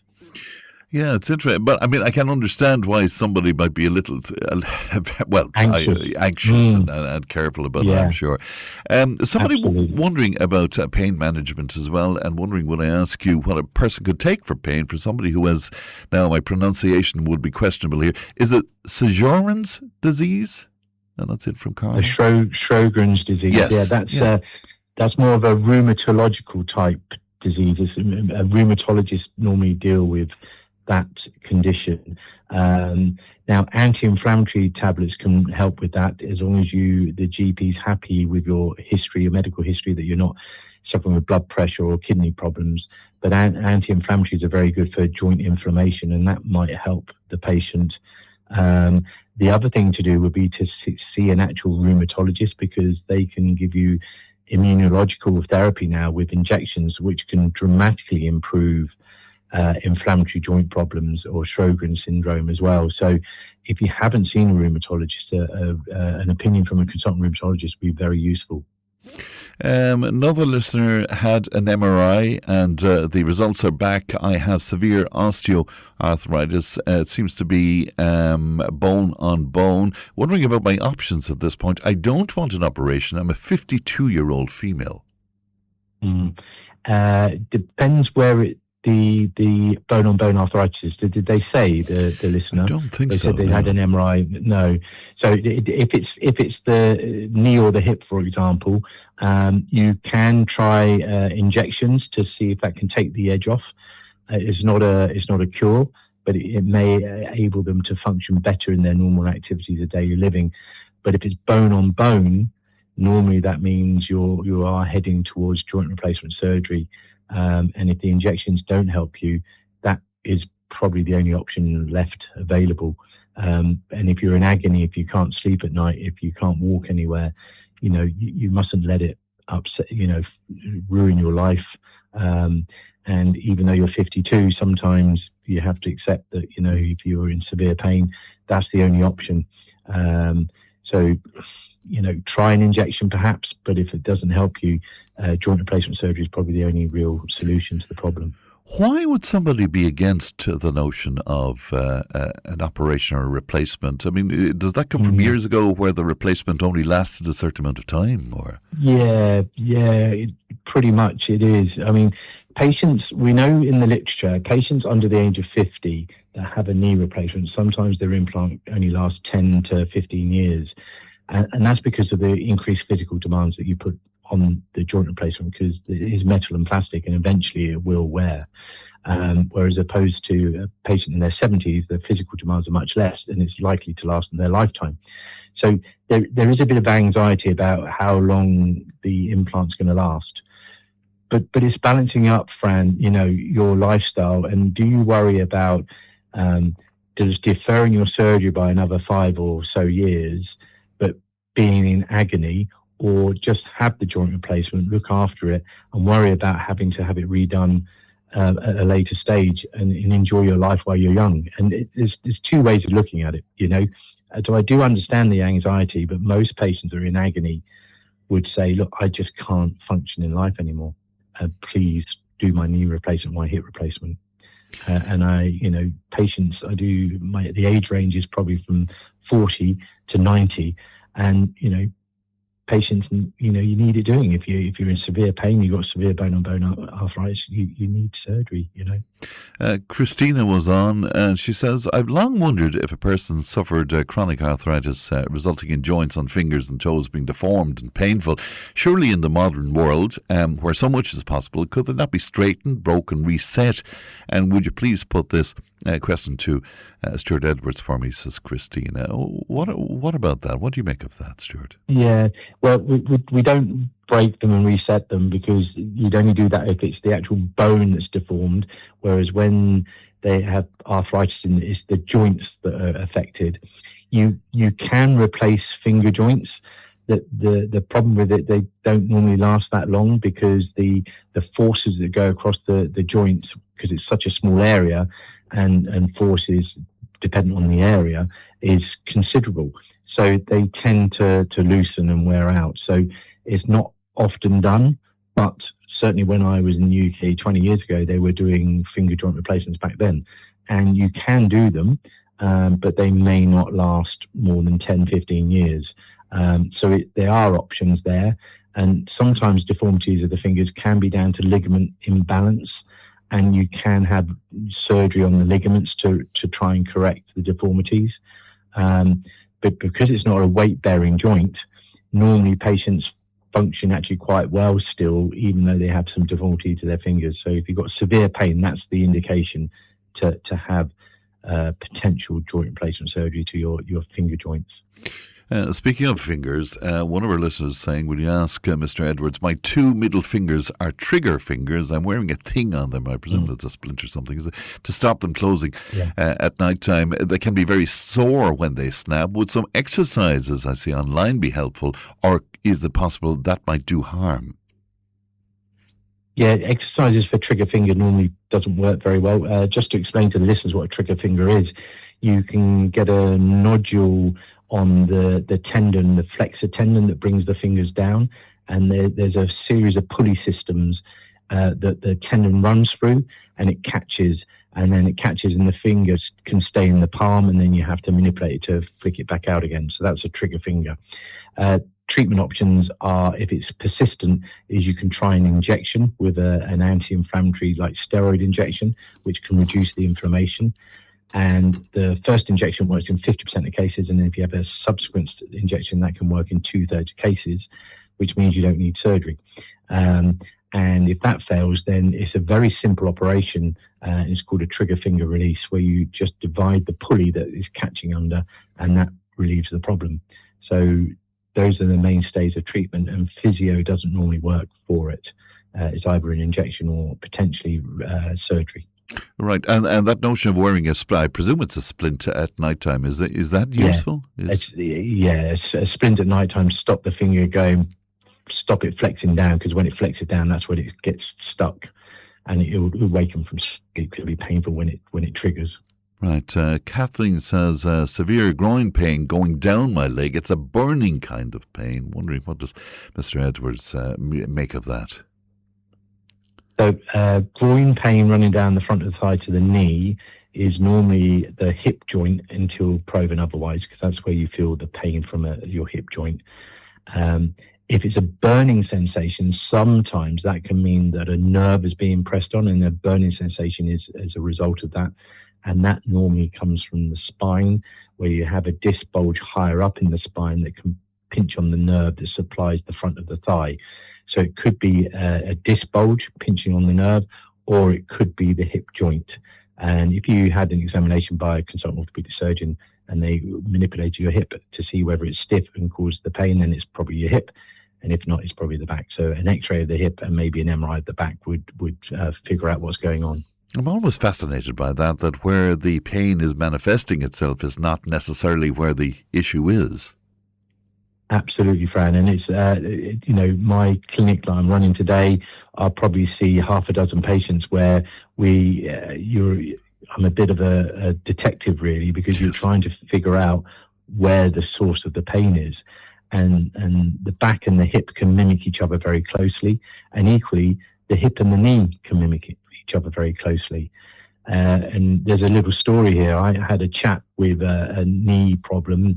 I did keyhole surgery, had a bit of a cartilage tear, and then I didn't see him for many years. And he came back to see me, having been up in Dublin and had a knee replacement, and then had it redone, and still had pain. And when I examined his hip, he had severe pain in the hip, and the majority of the pain that was referring down to his knee was actually coming from the hip. Wow. So that's why in orthopedics we're always taught to examine the joint above and below where the pain is, because it can be a referred pain. So that's a very important part of the initial investigations and examination. That's fascinating, isn't it? Could you ask Mr. Edwards about tennis elbow? I have got a cortisone injection. It helps somewhat, but I'm still in severe discomfort, says one of our listeners. Yeah, a tennis elbow is on the outside of your elbow. It's inflammation to the tendons there. Sometimes the first injection doesn't work perfectly, and the second or subsequent injection may just do the job. Sometimes you get a little brace that can go over the elbow that can help relieve some discomfort, and taking anti-inflammatories can help. And if you still have pain beyond that, then you can do a tennis elbow release, where you just release where the inflammation is on the tendon, and that should resolve it for you. So I'd have another injection to start with before you jump in with surgical intervention. And if that fails, then perhaps consider surgery, which can be very effective. Final one, if you would, Stuart. I'm 30. I'm big into the gym. My physio said I have Lis franc tear, and I'm in extreme pain for the past 12 weeks. The pain is now radiating down my leg. My MRI came back clear, but the X-ray showed some of the toes. I work on a farm, so I can't afford to be cutting my hours, but I am struggling to stay on my feet. It sounds like a Lis franc injury. This is an injury normally when you have trauma to the foot, where your foot you can go down a step and you can get an injury, or you can be in a road traffic accident with your foot on the brake, and it's separation between the first and the second toes, or all of them sometimes. But normally there would have been a traumatic episode that would have caused that. So if there's been no trauma, it would be highly unlikely there's a Lis franc injury. If you're having severe pain in the foot, I would go and see a foot and ankle specialist, because it's quite a tricky condition to fix, and sometimes you need to put some screws in to bring that separation closer together, and normally that would help significantly. So I would go and see a foot and ankle specialist, and probably get a CT scan of the foot as well, just to confirm the diagnosis. Stuart, pleasure as always. Look after yourself, and thank you for your time. Thank you very much. Thank you. Bye-bye. Bye-bye. That is orthopedic consultant at Ultan in Kilkenny, Mr. Stuart Edwards. And many people, whenever Stuart is on, they look for his contact details of one another, and we were at pains to point out that you need referral from your GP. But of course you can choose Stuart Edwards, and you can say to your GP that is your preference, but you can't make a direct appointment yourself without a referral. News and information is on the way. Tipp FM's Tip Today. With Slattery's Garage, Puck On. Main Peugeot dealers in the Premier County. And now stocking the full range of the luxury French car brand DS Automobiles. Book your test drive today with Slattery's Garage, Puck On. See slatterysgarage.ie. Tip Today, in association with Slattery's of Puckon, your main Peugeot dealer for over 50 years in the Premier County. slatterysgarage.ie.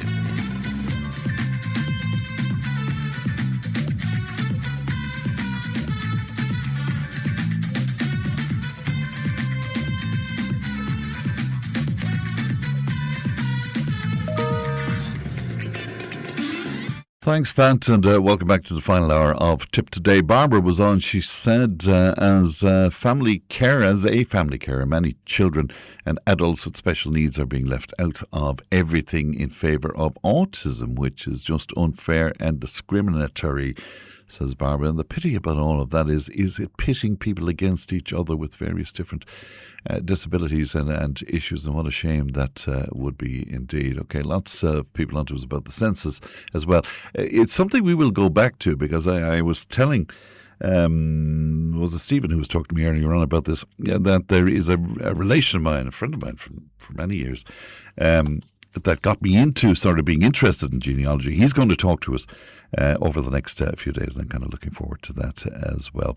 And now, Michael English will be performing, as you know, in Nina on May 4th for a charity concert at St. Mary of the Rosary Church, with all proceeds donated to Pieta and to Sarcoma Cancer Care Ireland. I'm delighted to be joined in the studio now by a survivor of sarcoma cancer. Mairead Ryan is with me. Good morning to you, Mairead. Good morning, Fran, and thank you for having me here, and thank you to your listeners for joining us.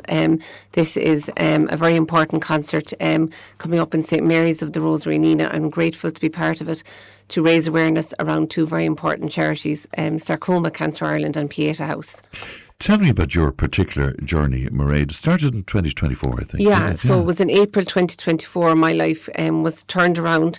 Basically, I'm a primary school teacher, and in the evenings I used to love to go for my walk in the evening. And for a few months I was having a bit of a pinch at the back of my leg, nothing major. Thought it was just a hamstring, and typical mammies just kept going, and just started to get gradually worse. And I woke up one morning with a bit of neuropathy on my toes, and I thought, gee, Chris, I better get this looked at. Neuropathy? Neuropathy it's kind of like a sensation in your toes that I'd never felt before. It was almost like a little pins and needles, yes, maybe. Like tingling or something. Tingling, Yeah. exactly.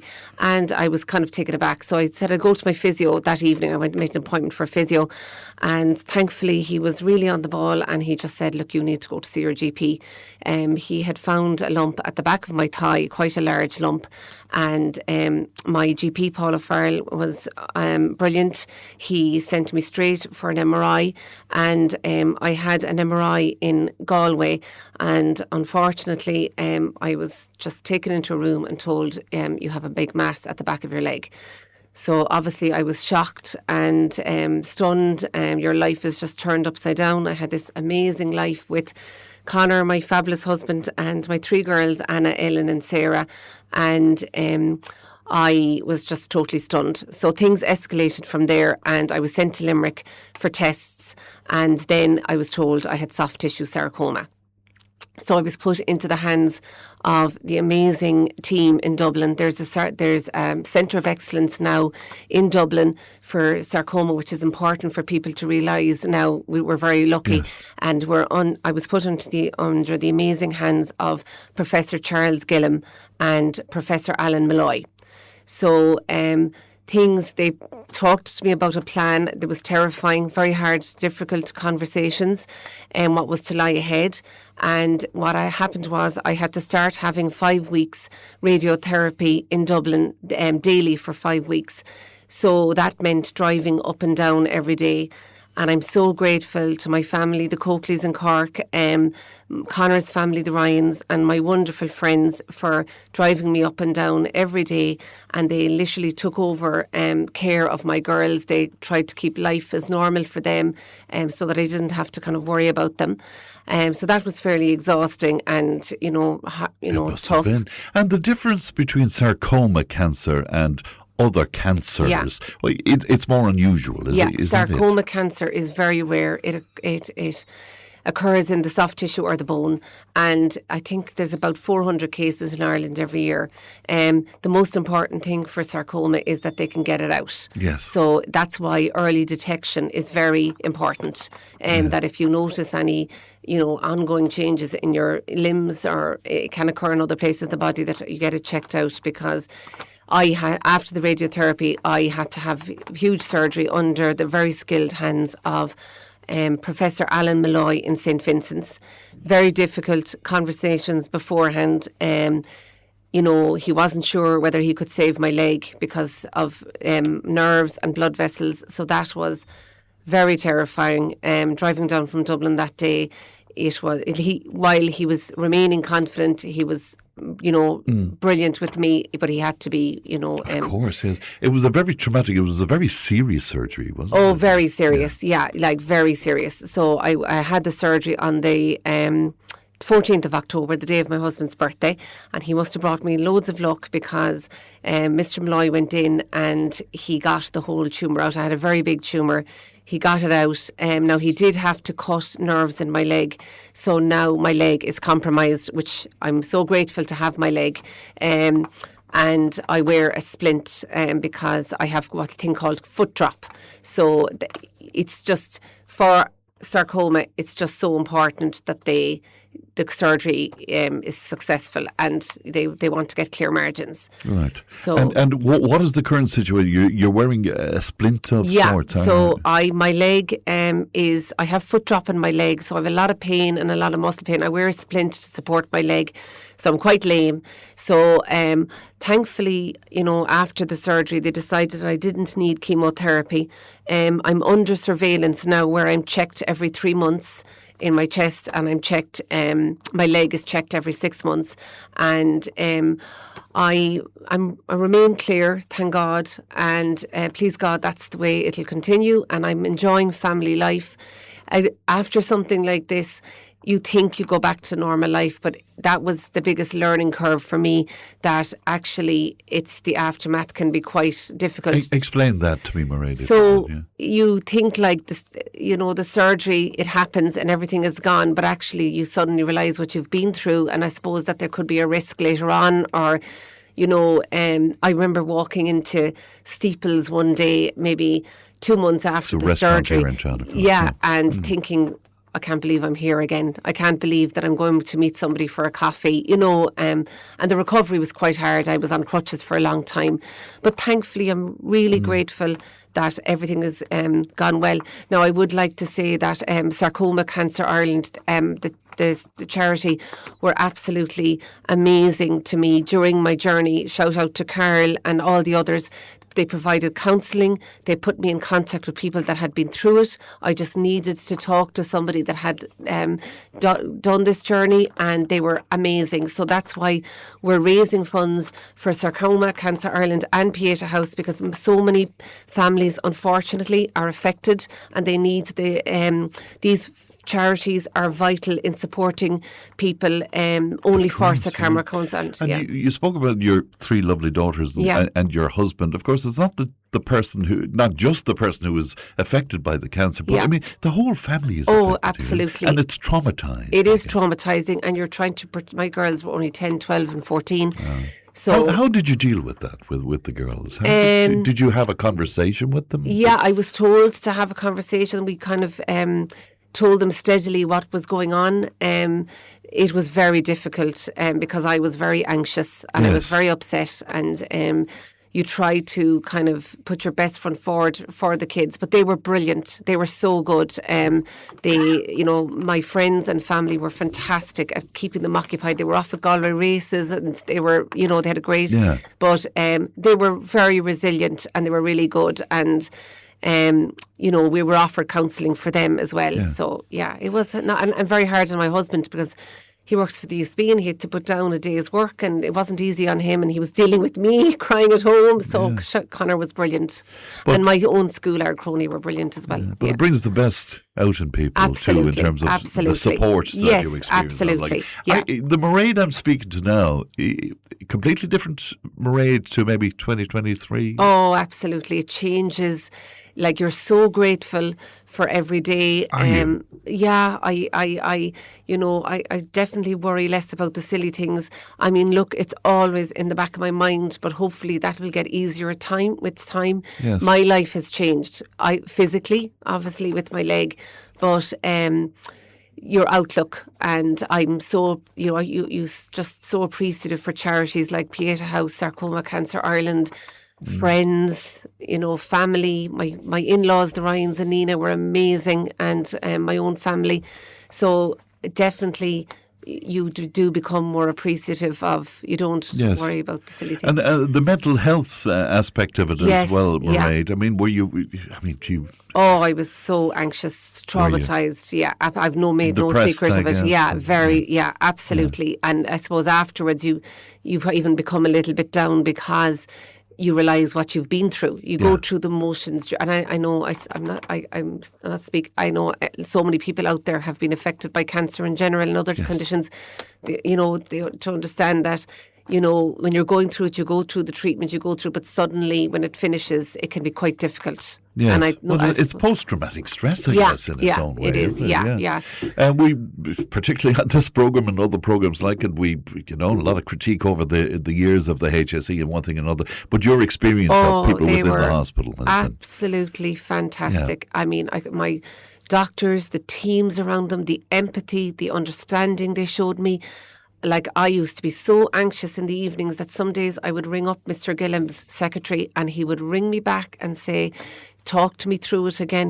There were 2 very busy men, 2 very busy teams, and I only had just a fantastic, thank God, they were just amazing. I can't express how fantastic the teams in St. Luke's and St. Vincent's were. And also in Limerick and my own GP. And I also would like to give a shout out to Marin and Melissa, you know who you are. They're two doctors that I know friendly with, and they were always at the other end of the phone to me, and they really carried me through. That's great. Yeah. Wasn't it great as well that your physio picked up on it to begin with? You know, how fantastic. Fantastic altogether. Walking. I know you used to love walking. Can you do any of it now? I love going to Drummondere in the evenings. We live down very near Drummondere, so I'm getting better. I can walk for about 20 minutes. But I've made up for it. I'm starting swimming there in the Abbey Court. They're brilliant. There in the Abbey Court. So I'm swimming 30 or 40 links a couple of times a week. You're putting me to shame. Putting me to absolute shame indeed. Yeah. So you would urge people to attend the concert because of the great fundraiser. So the people of Nina and the surrounding areas of Tipperary, they're absolutely amazing in supporting everything. But this concert is on in St. Mary's of the Rosary Church in Nina on May the 4th. Tickets are available through Lisa Baker in Nina, through the parish office, through any of us on the committee. It promises to be a beautiful night in a beautiful setting. It will be a great night, and we just urge people to come out and support it for the two fantastic charities. So that'd be great. We even have a bus coming up from Cork. I'm from Cork, and there's a bus of active retirement coming up from Cork. They're so excited to go coming to this lovely town. Whereabouts in Cork? Macroom. They're coming up. Beautiful place. I know it very well indeed. Yeah. Well, we wish you well, Mairead, and thank you for sharing your story with us this morning, because, as you say, one of the main things is that you want people to know about sarcoma. Absolutely. And thank you, friend. Thank you so much for having me. You're very welcome. Lovely guest, and thank you very much for that. We'll take a break. We're back with gardening in just a few moments' time. Tipp FM's Tip Today. With Slattery's Garage, Puck On. Main Peugeot dealers in the Premier County. And now stocking the full range of the luxury French car brand DS Automobiles. Book your test drive today with Slattery's Garage, Puck On. See slatterysgarage.ie. Tip Today, in association with Slattery's of Puckon, your main Peugeot dealer for over 50 years in the Premier County. slatterysgarage.ie.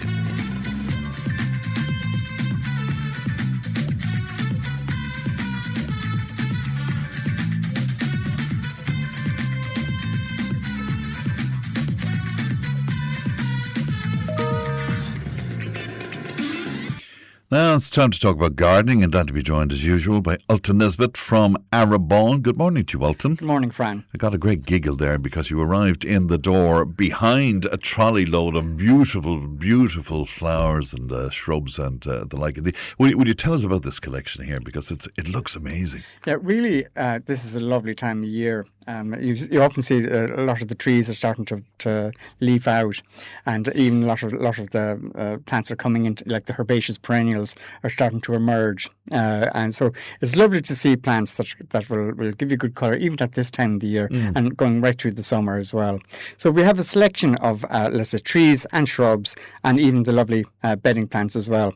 So really what I like are the lovely rockery perennials, and these are the lovely kind of hardy plants that you often see them cascading out over walls and even let's say dry stone walls, or even along the edge of a curbing or something like that. They're particularly nice, especially the Arbrecia or the Arabis, or even the Alyssum saxatile or saxifrages are quite good. They're like lovely pink cushion alpine plants, and these are, you plant them once and they keep coming every year, and what happens as well, they tend to self-seed and come up along the borders, which are really good. There's a lovely one there. It's a lovely thing called Aquilegia, and the Aquilegia is a lovely one. Is this the lemon one? That's the lovely lemon colour. Now you can get them in a variety of colours. It's lovely. You can get it in blue, pink, purple, and this lovely lemon colour as well. So the flower itself is almost like a granny's bonnet is the common name, or even the bishop's hat.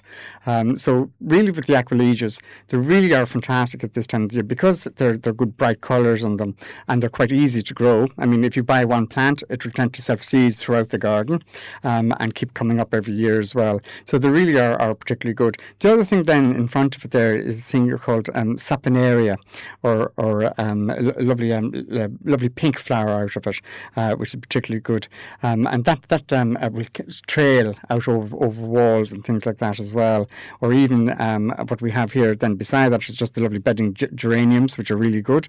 And also the lovely dahlias, the bedding dahlias, the lovely bright orange colour there as well. So these plants are quite good to put into your gardens now for good colour. Now, I always like as well is having things that are going to come into flower right through the whole summer, and things that have lovely scent on them as well. There's a lovely lily here as well, and the lilies are really good for good bright colours, but then you have that lovely waft of perfume from them. And lilies are, again, very, very hardy type of bulb that keeps coming up. Again, kind of every 5 years or so, I would tend to lift and divide them because they get into quite a large clump, so that then you can spread them even further in your borders as well. Another lovely plant that's great for containers, and I love the foliage of it, is the lovely hostas, and that's a lovely lime green hosta there. And again, that will have a lovely, almost like a spike of blue flowers coming from the centre of it during the summertime. But then the foliage itself is really lovely on its own. Yes. You can get the lovely dark blue colour as well. Or you can get the lovely variegated foliage, and they're lovely for pots. And why I like them in pots is because the slugs can't get at them. So it's a good idea is just to put a copper band around the pots to protect them from any slug damage. The tree at the back. The tree at the back, isn't it? Gorgeous. Wow. Yeah, it's a lovely, absolutely gorgeous. A lovely Japanese maple, and I love the Japanese maples because they're really, really vibrant colours from them, and they're quite easy to grow. Once they're not in full sun and once they're not in wind. I'm not great with colour, but what is that? Is that like a crimson sort of? Lovely crimson red. Yeah, it's really, really nice. And they have that lovely layered effect as they grow, you know. So this is Acer orthopurpureum, which is the kind of the hardier type of Japanese maple. It's the broader leafed one. You can get Acer dissectum, which is the really fine leafed one, and then there's lovely coral-stemmed acers that you can get as well. But with the acers, the Acer orthopurpureum will go up to about 12 foot or so in about 10 years. But they're quite slow growing. They're ideal for containers, actually. I love them in containers, and even have a white cobblestone or something at the base of it. And the white cobble against the lovely plum foliage is particularly nice. Again, if you have an area that is sheltered and not in full sun, they do very, very, very well. And they're quite an eye-catching foliage from them. Are they fragile weather-wise? Or are they? They are fragile just because of wind. Really, the wind in the full sun, because some of the more delicate leaves of the acers, if they're exposed to really hot sun or even in a wind-swept area, the foliage tends to burn. Yes. So that's why people find when they're buying them, they put them out in the middle of the lawn. And where there's no shelter or whatsoever, and that's where they get scorched and damaged, and they come back saying, well, why isn't it thriving? And the really simple thing is try and have them in an area and put them in kind of dig a large hole for them and put in an ericaceous compost into it, a slow release fertilizer with that as well, and water them well with rainwater is very important. But an area where they're not in a windswept area, so very sheltered and not in full sun. Dapple shade is ideal for them. It really is a fantastic time of year when you look at that collection. It is lovely. Yeah. And I love, let's say, the doldrums of winter. Then you have the new foliage coming out. Even a lot of trees are coming into flower. Now, you see the lovely cherry trees now, for instance. The lovely double pink. It's almost like confetti, you know. And you can get those lovely tabletop cherries, which I particularly like, is the double white ones, which are lovely. Or Prunus amagaria, which is the lovely tall, almost like pillars. So if you had a row of those going up an avenue, it's almost like pillars of flowers going down along an avenue is particularly nice. And with those as well, they really take care of themselves. You don't have to do any pruning with them or anything like that. They're just very formal pillars, really, of flowers of the Prunus amagaria. And then again, we have the lovely things, the herbaceous perennial plants. Again, there's a lovely thing called peony rose, and I love the peony roses. They're lovely lovely large blousy type flowers that come up from those. But as they grow up, it's good to have a kind of a frame for them. So let's say support the flowers, because the flowers get quite big, almost nearly the size of a dinner plate. Yes. They need support because the stem can't support it on its own. So we have these herbaceous perennial frames that you can put over the herbaceous plants, and as they grow up through it, the frame holds the flowers in place. It's almost like growing there's the lovely Annabelle hydrangeas, the lovely big floppy hydrangeas, big white flowering heads from them. I always tell people when they're buying the hydrangeas is get a frame for them as well, just to put over them, so as they grow it supports the flowers, and then you have that lovely. Right, and I presume you can buy that commercially. You don't have to get it made up. We have them for sale. They're quite good, and even there's the frames for the lovely herbaceous perennials, like things like your delphiniums, don't you, the lovely tall blue and white delphiniums, or even if you have a crocosmia, the red lucifer.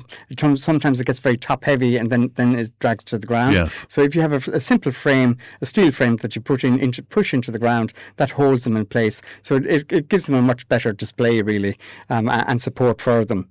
So a lot of the herbaceous perennials are going to start coming into colour really well, particularly the peony roses. And I always think with peony roses, when you're planting them, it's very important to plant them a little bit proud above the ground, because the tubers like to have the sun on them. It's almost like a bearded iris. And some of the bearded irises, you'd have to have the tuber just slightly above the ground so that the sun gets on it, and that forces it to produce flowers. If you plant them too deeply, what happens is they tend to just produce an awful lot of foliage. So there's a little trick with them. To that, yeah. And speaking of peony, one of our listeners is wondering about watering newly planted peonies. Yeah, it's very important is to water them well, really, because and with the peony roses, because as soon as you transplant them, they tend to get into a bit of a shock from transplanting. So do water them well, and it's always good to give them a liquid feed as well. I always think we have the Neutral One feed, which is particularly good for all plants. Really, it's a high potash feed, and that forces them to produce loads of flowers for you. And with the peonies, once the flower has faded, do cut off the flower head off it, so that all the energy gets back into the tubers, and it's not going into making seeds as well. And then in the autumn time, it's good to cut back any dead foliage at the base of the peony, so that it keeps it lovely and clean and fresh over the winter months. Because the peonies, they are one of the first things to sprout really into a growth in the late spring, early summer. It's very important to make sure there isn't any slug damage on them, and especially with the hostas as well. So I always use an organics pellets that you can put at the base of your hostas and your peonies, so that they don't get any damage from any slugs. Very good.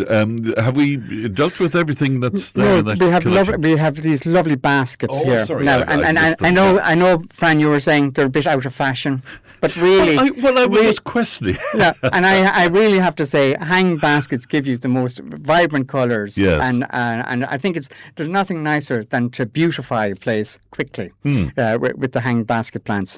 And we have a lovely selection of hanging basket plants now in stock. So I love these type ones here. These lovely, see that lovely purple, almost velvety colour, purple black-eyed Surfinia, and that will just, you won't even see the basket at all. Beautiful. It's just a ball of flowers that will come from it. And there's different varieties of Surfinias that we have in stock, and they really are magnificent because they'll almost trail 3 foot. Down from the hanging basket, so they give that massive display of colour, and even some of them are very scented. There's a lovely one called Blue Vein, and the scent of it is amazing. So if you have that near the patio area where you're sitting down, or even if you have a retaining wall and have them planted on the top of the retaining wall, they'll cascade down over in front of the wall and give a massive display from it. There's other plants there as well. There's lovely verbenas, and I love the verbenas because they're quite a hardy trailing plant, and sometimes you'll even have them for next year as well, or a thing called Nepeta, which is like a trailing catmint, and that has lovely blue flowers from it. But I love the variegated foliage of it.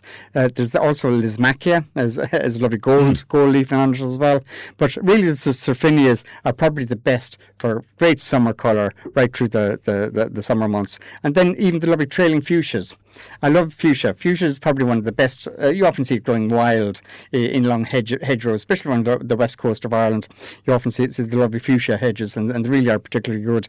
And they're quite a hardy thing. These are lovely hang basket fuchsias that will actually trail as well over the baskets. But the lovely colours from them. They have that lovely purple insert. The petals inside are purple, and then you'll have that lovely red brack on it as well, which is particularly nice. But with the Sophronias and the petunias or any of the hang basket plants, it's a good idea is to feed them regularly. So anytime you're watering them, feed them. So always use the Nutra One feed is very good. To have that picture postcard colour really in front of your house or in front of your building, or even on a balcony. And I love on balconies is to have the ivy leaf geraniums. These are the lovely trailing geraniums. And now people say, oh God, geraniums are very old fashioned or whatever, but really the ivy leaf geraniums are particularly good. Yes. Because you can go off on holidays and come back and still they're quite good because they don't need that much maintenance. Yes, isn't it beautiful? Lots of questions in. Martina was on. She's wondering, is it okay to lift daffodil bulbs and keep for next year? Yes, daffodils are finishing flowering now, so I would tend to lift and divide them and even try and store them or heal them in somewhere where you want to move them at a later date maybe, because you want the foliage to die back naturally on it. But I think it's a good time of year to do it so that you know where they are first of all, because normally when the foliage dies back they kind of disappear. You don't know where they are. So lift them when the green stem is on them and divide them. And always use, just when you put 5 bulbs together, it's very important when you transplant them, and just a dusting of sulphate of potash onto the bulbs. That will force them to bulk up quite well and then produce loads of flowers for you next spring. Very good. Somebody wondering about begonias outside and mini roses as well. Can he or she put them indoors? Is that? Yeah, begonias. Well, there is indoor begonias. They're for indoors only. Yes. But there's Begonia rex, which has that lovely, fantastic, almost variegated leaf on it. You can get the red or the silver leaf of the Begonia rex, which is particularly nice. A lovely pink flower comes on it as well, but it's really grown just for the foliage. Now, then with other begonias, the bedding begonias that we have, or we have trailing begonias as well, they come in a kind of a tuber, a little round disc, and it's really the round disc itself, the hollow centre is the top part of it. So you put that, let's say, just below the soil surface, and they'll sprout quite well. And you can have begonias really planted. They're great right through the whole summer outside, and that's the tuberous ones. Very good indeed. What flowers could I plant in my border that my young pups won't eat? I presume it's the dogs she's talking about, not the children, but... yeah, for the border? Yeah, for the border, what I always think is very good is to go for the more perennial plants that can take a little bit of hardship. Yes. And things like a dog or even cats as well. So I always go for any of the rockery perennial plants. Now, what's lovely now at the moment are, of course, the arborescias and the arabis and the Alisum saxatilis. These are lovely carpeting plants that you can put down, and they give a great colour at this time of the year. But it's lovely to interplant those with things that are going to come into flower, which are, let's say, for the whole summer, which are the lovely campanulas. And I love the campanulas because they have the lovely blue and purple and even white flowers from them as well, or even think called oxalis, which has a nice leaf on it as well.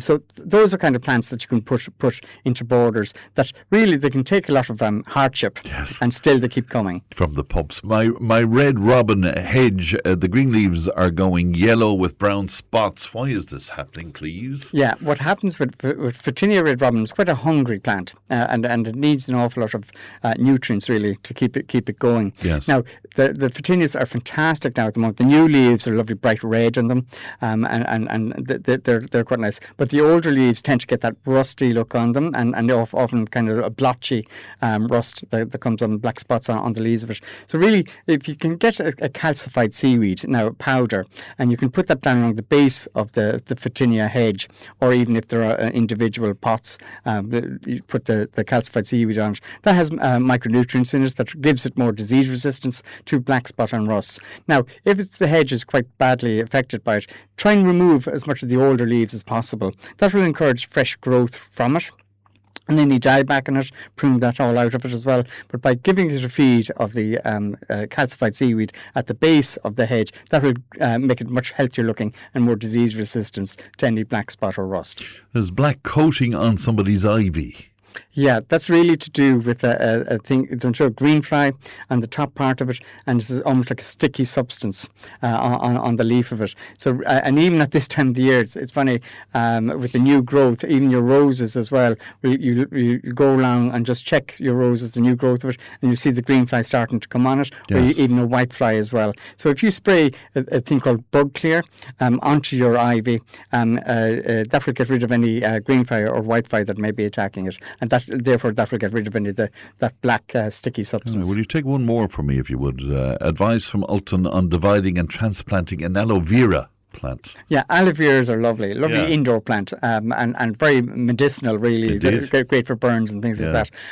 And quite an easy thing to grow, really. They're one of the ones that you don't have to mind too often. But really, they'll have a kind of a multi shoots at the very, very base of the aloe vera, and sometimes they get very top heavy. They get quite big, so it's a good idea is to divide the little growths, for the babies, let's say, from the very, very base of the plant. Just pull them apart and transplant them. Plant them just nearly level to the soil, and use nice gritty compost with the aloe veras, and even use a thing called either vermiculite just on the top of the surface of the compost. So that keeps it lovely and drained at the neck of the aloe vera, so you don't get any rot on it. They divide quite easily, so pull it apart, the small little babies that we sprout at the base of it, and that they'll grow quite well. Very good indeed. Ultan from Arabon, of course, Tion in Nina. You'll be there for today if you want to drop in. And the whole weekend. All right, okay. Great to see you as always. Thanks very much indeed, Ultan. That's Ultan Nesbitt there, and it's the most beautiful collection he brought into studio this morning, and the scent of it, absolutely gorgeous. We'll take a break, back in just a few moments. Tipp FM's Tip Today. With Slattery's Garage, Puck On. Main Peugeot dealers in the Premier County. And now stocking the full range of the luxury French car brand DS Automobiles. Book your test drive today with Slattery's Garage, Puck On. See slatterysgarage.ie. Tip Today, in association with Slattery's of Puckon, your main Peugeot dealer for over 50 years in the Premier County. slatterysgarage.ie.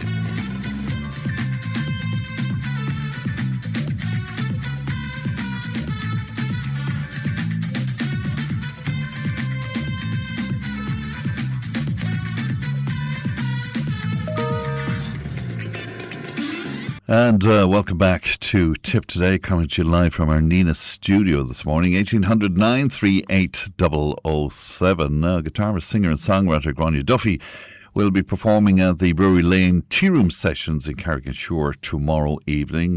Grania is a contemporary blues artist. She'll be supported by Paul Sherry on guitar, Shay Sweeney on drums, and Paul McCabe on the bass. And I'm delighted to say that she joins me online now. Good morning to you, Grania.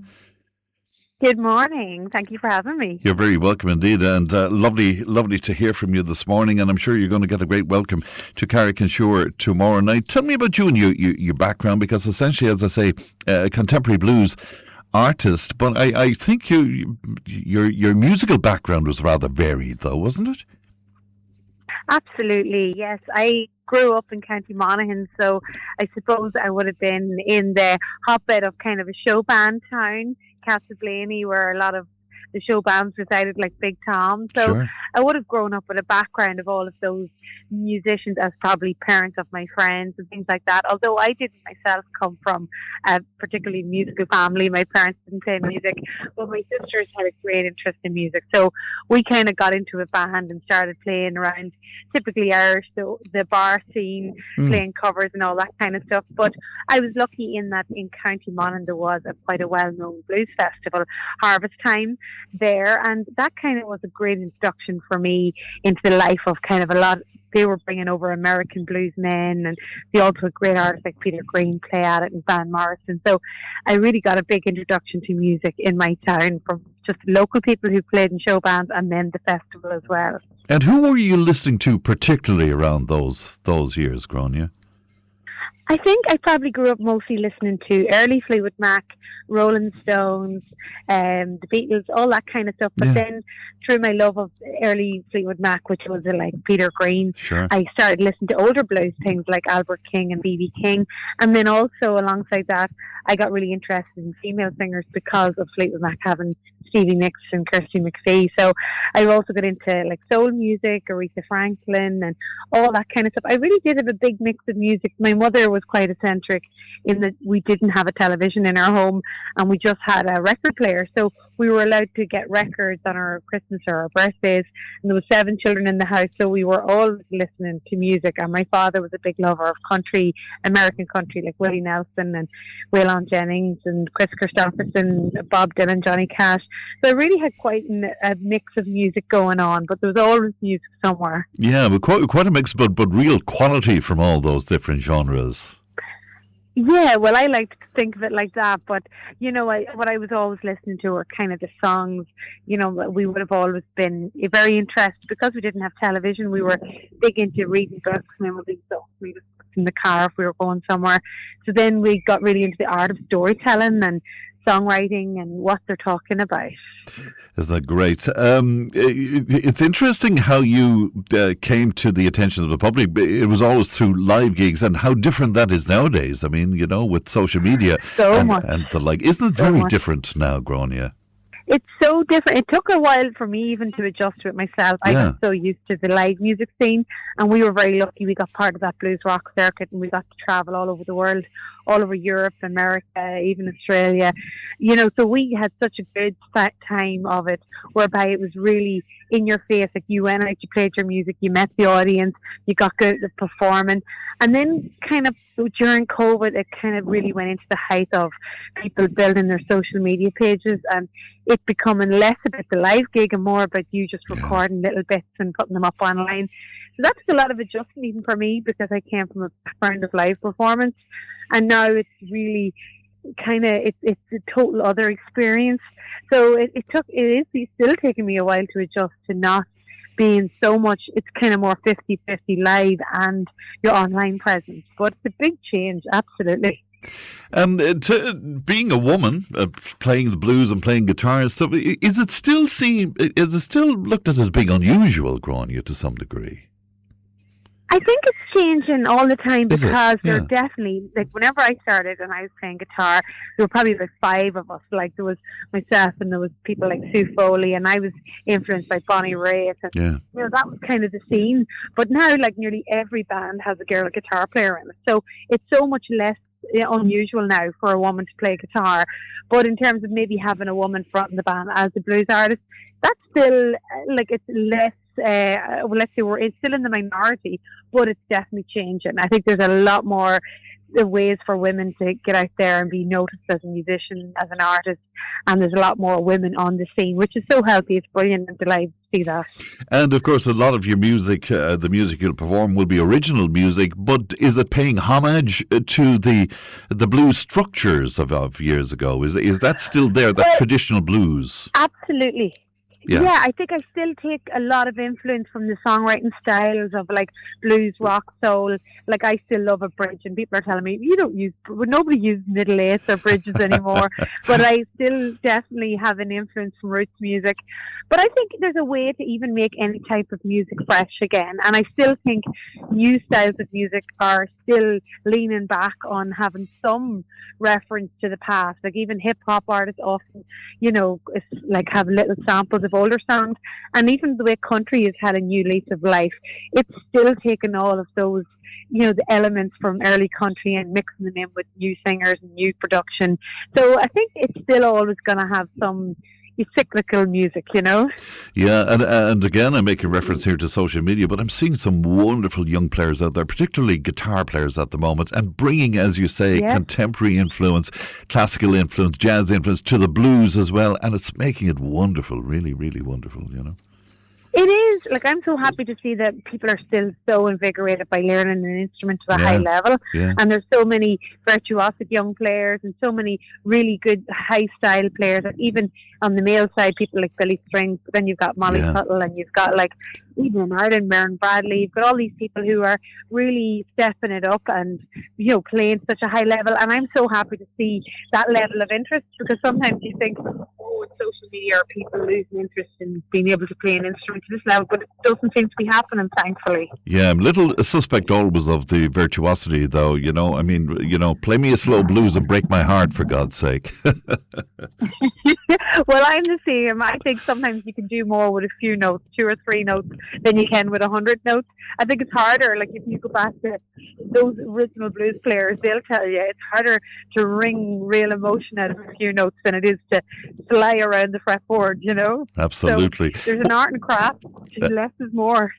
Indeed. What can people expect then at the Brewery Lane Tea Room sessions tomorrow night in Carrick-on-Shore? A mix of original and covers as well, I guess, Grania. Yes, that's right. We're going to be doing a mix. We're not going to be strictly just doing covers. We're going to be doing some songs which really inspired me. I love artists like Linda Ronstadt and Tracy Chapman, and then there'll also be some other kind of Smokey Robinson covers and things like that. So alongside our original music, and there's still, I believe, there's some tickets available, so you can pick them up from Paul. He gives us his own private phone number if you wouldn't mind. So it's 087 4047 or from the email is the tearoomsessions@gmail.com, and I think they're €25. Right, and that number again is 087 404 7803, and you'll be talking to Paul, who is the man behind those wonderful sessions as well. Thank you very much. I have to say, Paul is a man I have to give a lot of credit to. These people are getting harder and harder to find, who have put all their passion into promoting gigs and to making sure bands still are out there playing live and getting great quality music to the public. So I want to really thank Paul for keeping a place like this alive. Well, Grania, real pleasure to talk to you today, and thank you so much for coming on with us. Thank you have too. a ball Thank you for tomorrow having night. me. You're very welcome indeed, Grania. Thank you. very Bye-bye to you. Now, that is Grania Duffy there, and you'll catch her performing at the Brewery Lane Tea Room Sessions in Carrick-on-Shore tomorrow night. That number again, if you want to book tickets, is 087 404 7803. Well, it's rarely we get a chance to play the blues on the programme. This is Grania and Dirt Woman Blues.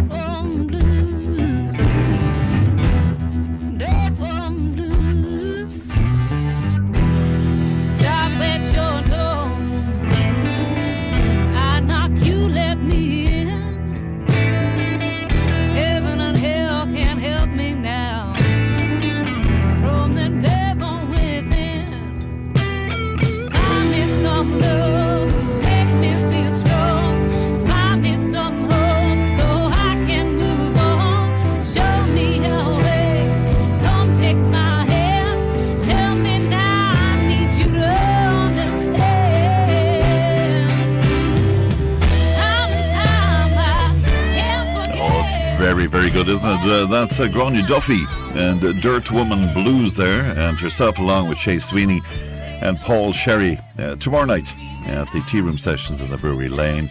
And my old friend Gay Brazel will be there doing the sound as well. And a few tickets left for that. And once again, it's 087 404 7803 if you want to go along to that. And tickets are €25. Hello, Leanne. Good morning, Fran. How are you? Almost afternoon. Almost afternoon, indeed. Well, good to see you. Genealogy, DNA, you want to talk to us a bit about that? Yeah, there's been a huge reaction, and I'm a bit of a history nerd myself, so I was one of the first on Saturday night trying to scour the census for details of my own family. But there's been so many people got in touch that are just loving it, because Irish people are so nosy. And we want to know what went on before we were here, as well as now. We have to know everything. So many people are scouring the internet trying to find connections. And where does links. the DNA bit come into this? So we actually had some people get in touch with us during that brilliant piece with Stephen. He was so enthusiastic and passionate. It was brilliant. So they've got in touch and said they got their own DNA tested, and they got some very interesting results. We've had some people who were able to trace back that they had some family that were from Spain, and to this day their children look very, very Spanish, dark hair, dark eyes. Very good. They call that the Dove Irish, is what that used to be. The what? Dove Irish. Dove Irish. So it would have been considered derogatory at the time, but the idea of black Irish is that you have dark hair, black hair, sallow skin, black eyebrows, black long lashes. And they were considered, if you saw a child that looked very Spanish like that in centuries gone by, their father or mother wasn't Irish. Dove Irish, isn't that very interesting? You'd see those people down around Kerry and Clare. I noticed a lot of people, very, very black hair, black eyebrows, black eyes. Yeah, I've heard from a lot of Americans who came to Ireland and anticipated seeing gingers. With big curly hair, real pale skin, and they came and they said the Irish look very Spanish, European, like very sallow. Right. The minute the sun comes out, everyone's out in their tank tops and their shorts, but sallow skin, they brown eyes, and they couldn't believe it that the Irish people didn't look as pale and maybe as weak. Right. As they thought we would. Is that interesting indeed? So what's going to happen on that? We're going to talk about this over the next few days. Yeah, we want to know if anyone out there has got a DNA test done. And I know there was a lot of fears a while back. People didn't want to get their DNA tested in case... I don't want to get mine tested. Yeah, the government would keep it in case you committed a crime. But if you're not intending on committing any crimes... Oh, sorry, you see, that should be on a database somewhere. Yeah. Was that a concern? There was a huge thing came out during COVID. Everyone was terrified. I won't ask you what you thought we were talking about. But yeah, that somehow there'd be people that would keep your DNA and use it to clone you and to keep track of you. Okay, it was a huge thing. 1800 938 007 if you want to talk to Leanne about that, if you have looked into your genealogy in that fashion. So tell me, lots of stuff coming into us today, I mean. A huge amount. One topic we've had going all week is the farmers and what farmers are facing across the country. So we're going to go back to that tomorrow. Yes. Cost of living, markets. I wasn't here when you dealt with the comments from the former Taoiseach, Leo Varadkar. I mean, were people really cross over that? Stunned. And the thing we keep getting is because they know a lot of people are being very careful these days to be politically correct, respect people's views. And then they said, well, the former Taoiseach's after coming out and saying that, is there no PR person standing by to this? What worries me is, when he was in office, was that the way he was thinking? Exactly. I presume it was, What we kept hearing is people couldn't understand how these thoughts, like Micheál Martin last week around the fuel protest, how they think of these things. Say it out loud and think, yes, that was the right call to make on this. But he said he didn't set out to be divisive or to offend anybody. But is he off his head? He was bound to offend people. And it was the complete wrong time. Read the room. Read the room. Like, you couldn't have picked a worse time when they're after being out protesting for their livelihoods, and you turn around and this is what you say. Something stupid like that, but there you go. What's coming up tomorrow, Suzanne? More for my information than the listeners. Well, you have Johnny Luby first thing. Lord, you missed him. You were away last time. Shed tears over it. Yeah, we'll chat about that idea of DNA testing, the census. We'll also hear from Maurice Leamy about the curlews, the birds, and he's afraid the Shannon pipeline is going to actually endanger them. Yeah. So he got us some great audio that he recorded of them. Oh, very good. Yeah, so we're going to give that a little play, and very exciting, Emma Langford is going to be in to perform for us. She's going to perform live in studio. Studio. Looking forward to that big time. All right, Leanne, thanks very much indeed. Leanne produced. Stephen has the Time Tunnel on the Lunchtime Show, and we'll speak to you tomorrow. Look after yourselves in the meantime. Bye-bye. Tipp FM's Tip Today. With Slattery's Garage, Puck On. Main Peugeot dealers in the Premier County. And now stocking the full range of the luxury French car brand DS Automobiles. Book your test drive today with Slattery's Garage, Puck On. See slatterysgarage.ie.